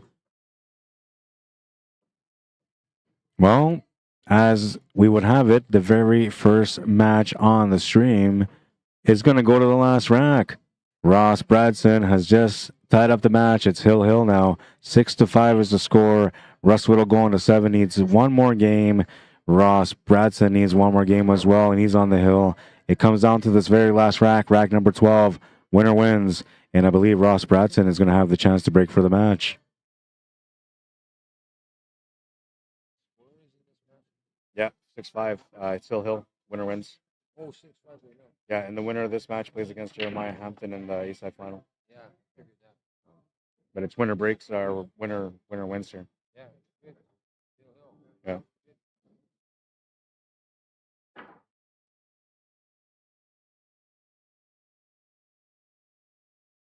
Oh man, they're playing some good tunes, and like I'm getting a little bit more energy now that I had an energy bar. But yeah, I might start singing, man.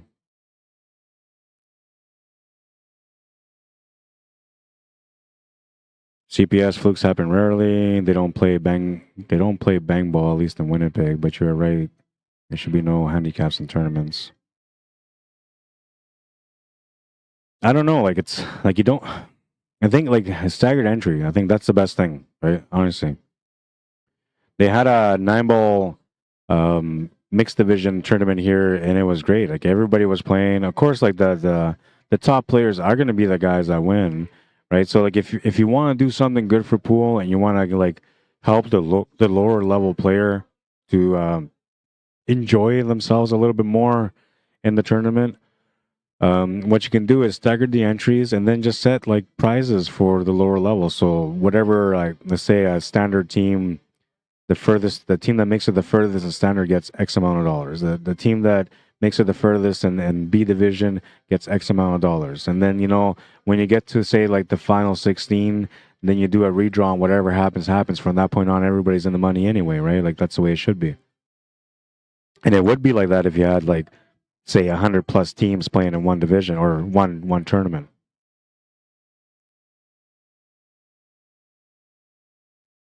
But the game has to be restructured, right? We've been talking about this for, as long as pool has existed, right? The game always has been something that people have been trying to make better over the decades, over the centuries.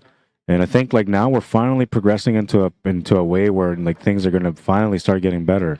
But just like anything else, there's going to be headaches, there's going to be questions, there's going to be doubts, there's going to be stresses, and there's going to be a lot of adjustments. But when it's all said and done and everything gets into a good perspective, every single person is going to benefit from that. And that's not a bad thing. Puckinswa, Pennsylvania, how you doing? Says, you don't play against other players. You play against yourself.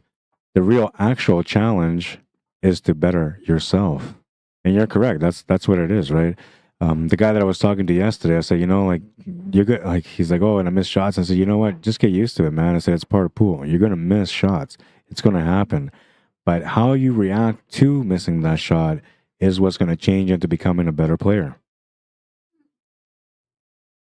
If you sit there and let it break you down and let the emotion become a part of you because you missed the shot and you're frustrated, well, that's as far as you're going to get with it, right? But if you find a way to just shake it off and just reset the next time you get a chance at the table and you go into that shot, with a good balanced mindset and no emotion involved, you're going to be the better player. You're going to get the better results. And the score is never going to matter. All that's going to matter is that you're playing the right way and you're going to get rewarded when you're playing the right way. And there's going to be times that you're playing amazingly good and you're going to lose.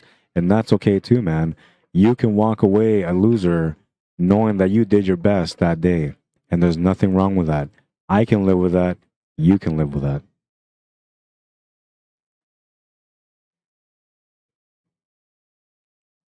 Yeah, and you're right, Gord. There was a lot of big tournaments back in the day where like you would get 64+ players, sometimes even 128 players, and it wasn't handicap, right? And everybody came out and played, man. I'm telling you, like this whole handicap system, all it did is just instilled a little bit of extra fear in players that they didn't know that fear was supposed to be a thing, and now fear has become their thing. Don't be afraid. I mean, what's the worst that's going to happen if you play, say, Russ Whittle and you can't beat him? You didn't beat him. He's Russ Whittle. You're not supposed to beat him, right? Did you lose any fame? No. Did you lose any pride? No. Did you lose any money? Yes. But did you learn something from it? Absolutely. So was the money worth it? I think so. If you're learning from it and you're growing, it's okay, right? Telling you, just get away from that fear mentality. Become the champion within. And a champion is never scared of anyone. A champion never worries about who they're playing against. A champion never worries about what's going on in the crowd. They just go there and they just play the way they know how to play and win. And they never back down. No matter what the score is. No matter how frustrating it feels. They always see the match through to the very end. That's why they're champions. Because they don't have quit in them. They don't have fear in them. They don't have doubt in them. And they definitely don't have any emotion attached to anything that they do.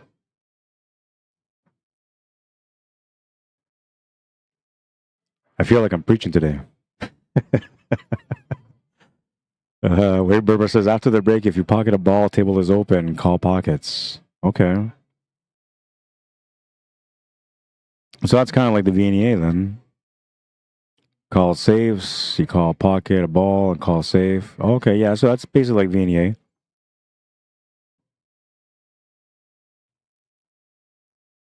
Well, Ross Bradson's going to get a chance to close out the match.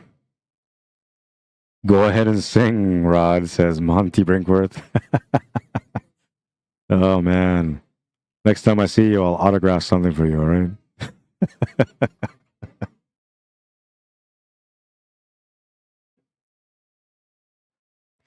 Blake Holmes says, I never understood why someone would want to sandbag. So that's a mentality thing too, believe it or not. It's like, well, I don't want to go there, but I'll change my mind. I'll change my topic on that one. But the sandbagging, what it is, it's kind of a mindset, right? So let's say like you and me are playing, we're at the same level, right? And then we decide to play teams, but we're playing against each other because we're not on the same team, right? And then I see that you got a chance to get bumped down to a lower division And then you're coming around like every time there's a tournament, you're like, yeah, I won again. Ooh, I'm the champion, baby. I'm the champion. And I'm sitting there thinking to myself, like, you know, I'm playing this higher division. I'm not making no money. I want to be like that guy. I want to go down there and I want to enjoy some of those winnings too. So then somebody says, hey, man, if you want to get bumped up, yeah, I'll take it right now. Bump me down for sure. And then, you know, you'll stay there. And then what happens is you get a taste of that money. And then you don't want to lose that opportunity to be able to make money. So the idea of going up to a higher level where you think you can compete is just out of question. You don't want it. So you just rather stay down, do whatever you can, finish in the maybe third or fourth place so that way they don't bump you up, right? You get a chance to make just a little bit of money, enough to make it worth your time, and then you keep going. And the next year you make a little bit of money again just to make enough worth of your time. And then the process just continues, right? And then other people around you say, well, yeah, I want a sandbag too. You know, this guy is like, he's robbing these guys blind right now, right? But that's honestly, he's just robbing himself. Robbing himself from a chance to become the best player that he could have been or she could have been. Dave Jeffrey, how you doing? Eric Vargas, welcome to the stream. Randell Wasakuna, how you doing? Patrick Lance says, one good thing about the handicap system is it gives you a chance to win. See? There you go. That's the sandbag mentality, right? That's the sandbag mentality right there. You shouldn't be thinking about that an edge gives you a chance to win. Yes, it'll give you a chance to win, maybe. But if you don't have an edge, you'll have a chance to win every time because you never needed it. It's mentality, I'm telling you. The very first step of becoming a champion is the mental aspect of it. If you feel you need shelter, if you feel like you don't belong in the higher levels and you'd rather be sheltered, that's as far as you're ever going to go in your career, right? Any player that was a lower level player that tried to become a better player had to go through the process of playing against better players and understanding how to adapt to that style of game because, like I said, you learn a lot from those players. Watch these guys right now as they're playing, you know, the patterns that they play, how they look at the table and where they get the cue ball around. This is advanced level pool right here. You know, when you're watching pool, get yourself in the mindset that you're at the table playing and say to yourself, okay, well, I will play this with this, and I will get the cue ball over here, and I will do that. And now if you watch the player play in front of you and they're doing the same thing you're doing, then, you know, you're on par with their game. That means that you're pretty much there. You just got to work a little bit more on the skill stuff. And if you're off by any chance, then you're going to know and understand that there's areas in the game that you definitely need to understand more of and that you need to work on. A player doesn't become demoralized with constant losing. That said, I love playing higher ranked players in tournaments. Yeah, and so, you know, once again, like I said, if you listen to that statement, no insult, by the way, Patrick Lyon, I'm not trying to be disrespectful, just so you understand. But that statement clearly says, like, I have confidence issues playing against higher level players all the time. But I will face them every now and then to see where I stand. And that's okay, right? But just know that if you want to become a better player, you got to get out of that comfort zone. You got to break the shell and get out of it. Go out there and just do everything you can to understand how to become a better player through watching the guys that are beating you and through your own efforts at the table through practice. It is going to be a 6-6 score, and Ross Bradson is going to be the winner of this match. I was told that I'm going to have another match at 1 o'clock. I'm going to see if they have another match available for me right now. If they do have another match available right now, like 1 o'clock, one of the 1 o'clock matches that is available and they want to play right away, we're going to do that. If not, then I don't know if I'm going to actually take a break because, you know, it's only a half hour before the next match. By the time I get to the store and come back, I'll be late on the stream already. So I don't think I'll be doing that. But we'll figure this out right away. I'll check out a couple of comments while I'm waiting here. Wayne Burba says after the break. Okay, I've seen that. Let's go BC, says Brent. Okay, we're good on that. And on Facebook, Len Vanderwall says, great match coming up at Turning Stone on the A side, Rod. Mora against Shaw. Go, Johnny. But anyways, weekend is here. Fireball and beers. Hey, man, as long as you're on point, I'm on point too. Clark says, Rod is bringing the sermon this fine morning. The pool hall is our sanctuary. Amen, brother. And you know it, man. Keith Yowzer says, you sound like a preacher. Well, you know what? I ended up going out to an event out of town for 3 days before I came out here. And 2 of those 3 days was a gospel jam. So, you know, day 1, I was like, okay. Day 2, I was like, yeah. Day 3, I was like, hallelujah, brother. So maybe it rubbed off and it stuck on me. I'm going to go find out about who the next match is. There's a couple of people around here. Maybe they want to play. I'm going to figure all this out. I'll be right back in a couple of minutes. Thank you for tuning in. Thank you for liking and sharing the stream if you guys did. I'll be right back. Yes, the Feed Rod Fund. Yes, let's not forget about that. I didn't want to do it, but you brought it up, so I'll bring it up. Where is it? See, I never even use these things. I always gotta dig it. But if you want to support my work, or maybe you just want to feed me some lunch, I could definitely use some PayPal money, so I don't have issue with credit cards. CSLmanitoba@gmail.com. That's what you can do. And that's PayPal for the United States, e-transfer for anywhere in Canada. I'll be right back.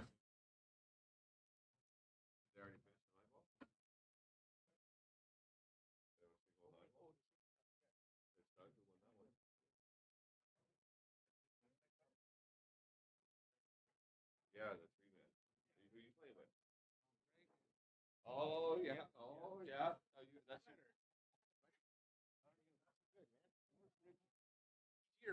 Paying attention, you guys, to the 9-ball teams. I have a list of a few players that are looking to get on a team. Can you come up and see me so we can build a team out of you?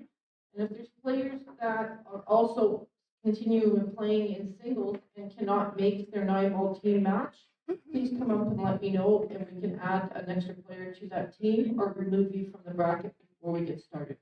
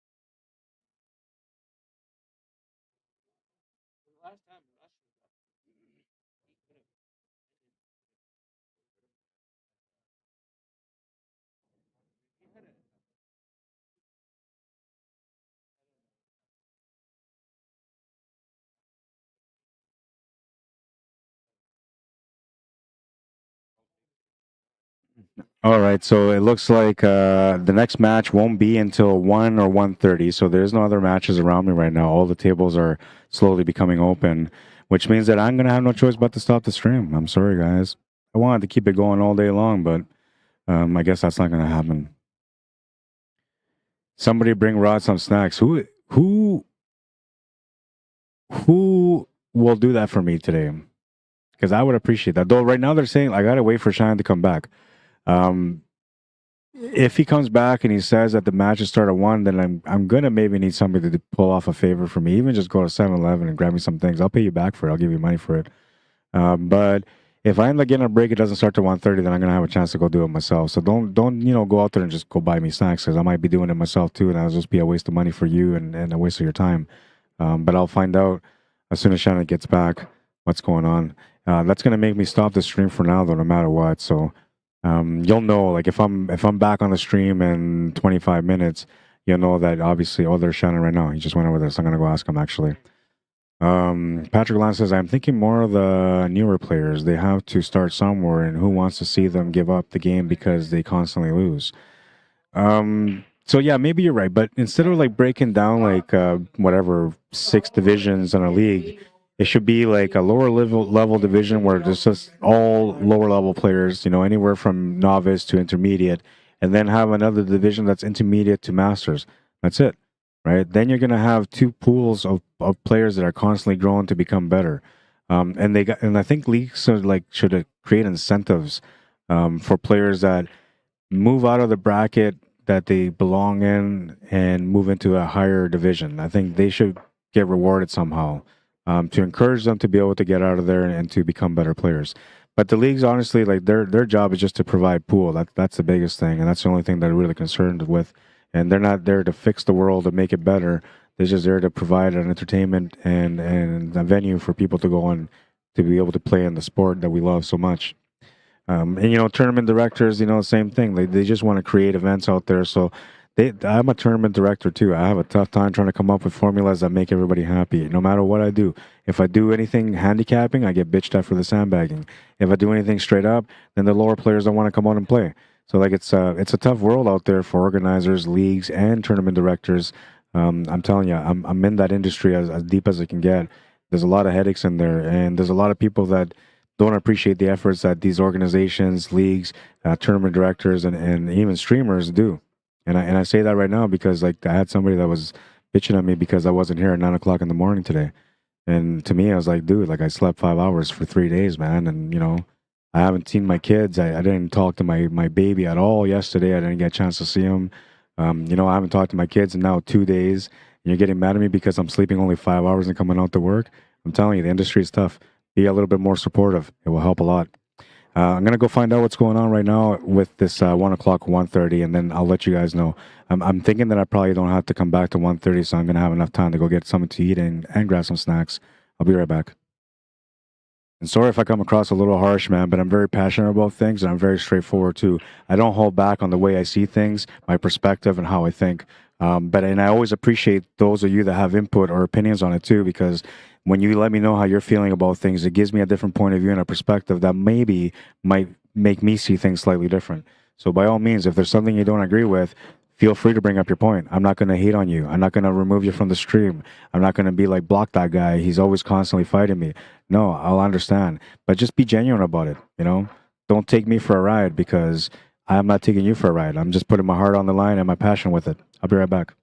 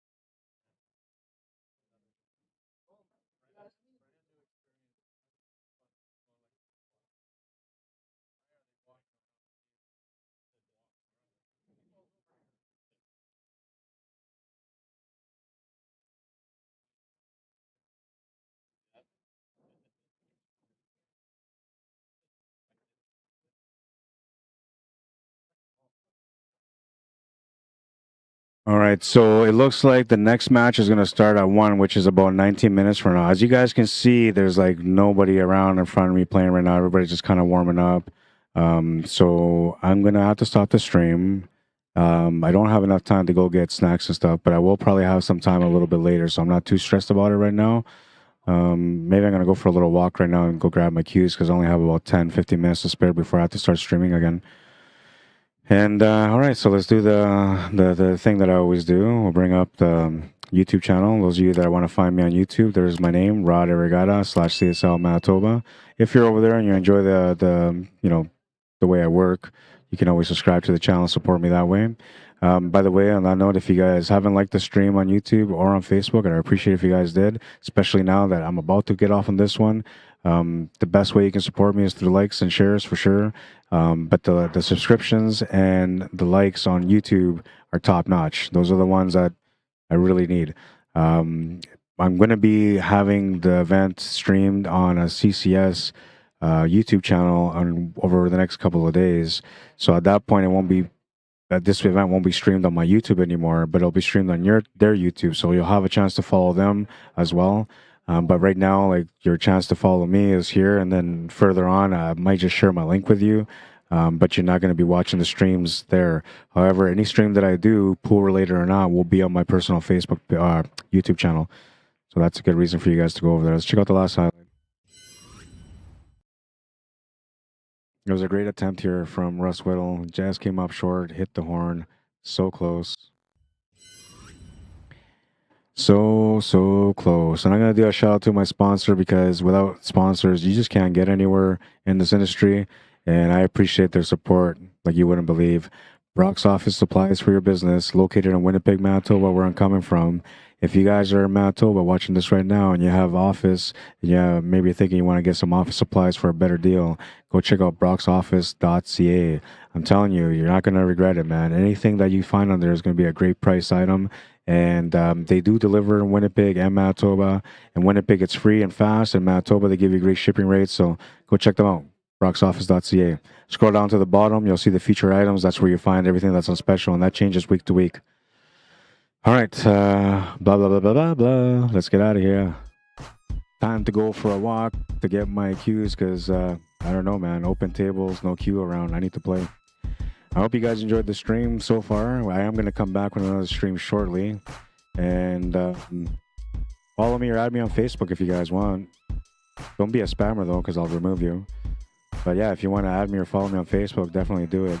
If you want to message me to come out to your town to cover an event, or if you want to sponsor me in any way or donate towards my cause or my work, buy me lunch, whatever you think, cslmanitoba@gmail.com. If you have an event that's coming up, and even if you're not hiring me, but you want to get some people to check it out, you want to get people to hear about it, message me at cslmanitoba@gmail.com. That's an email. Send me the poster with the details of the event, and I'll put it up for you, even if you're not hiring me.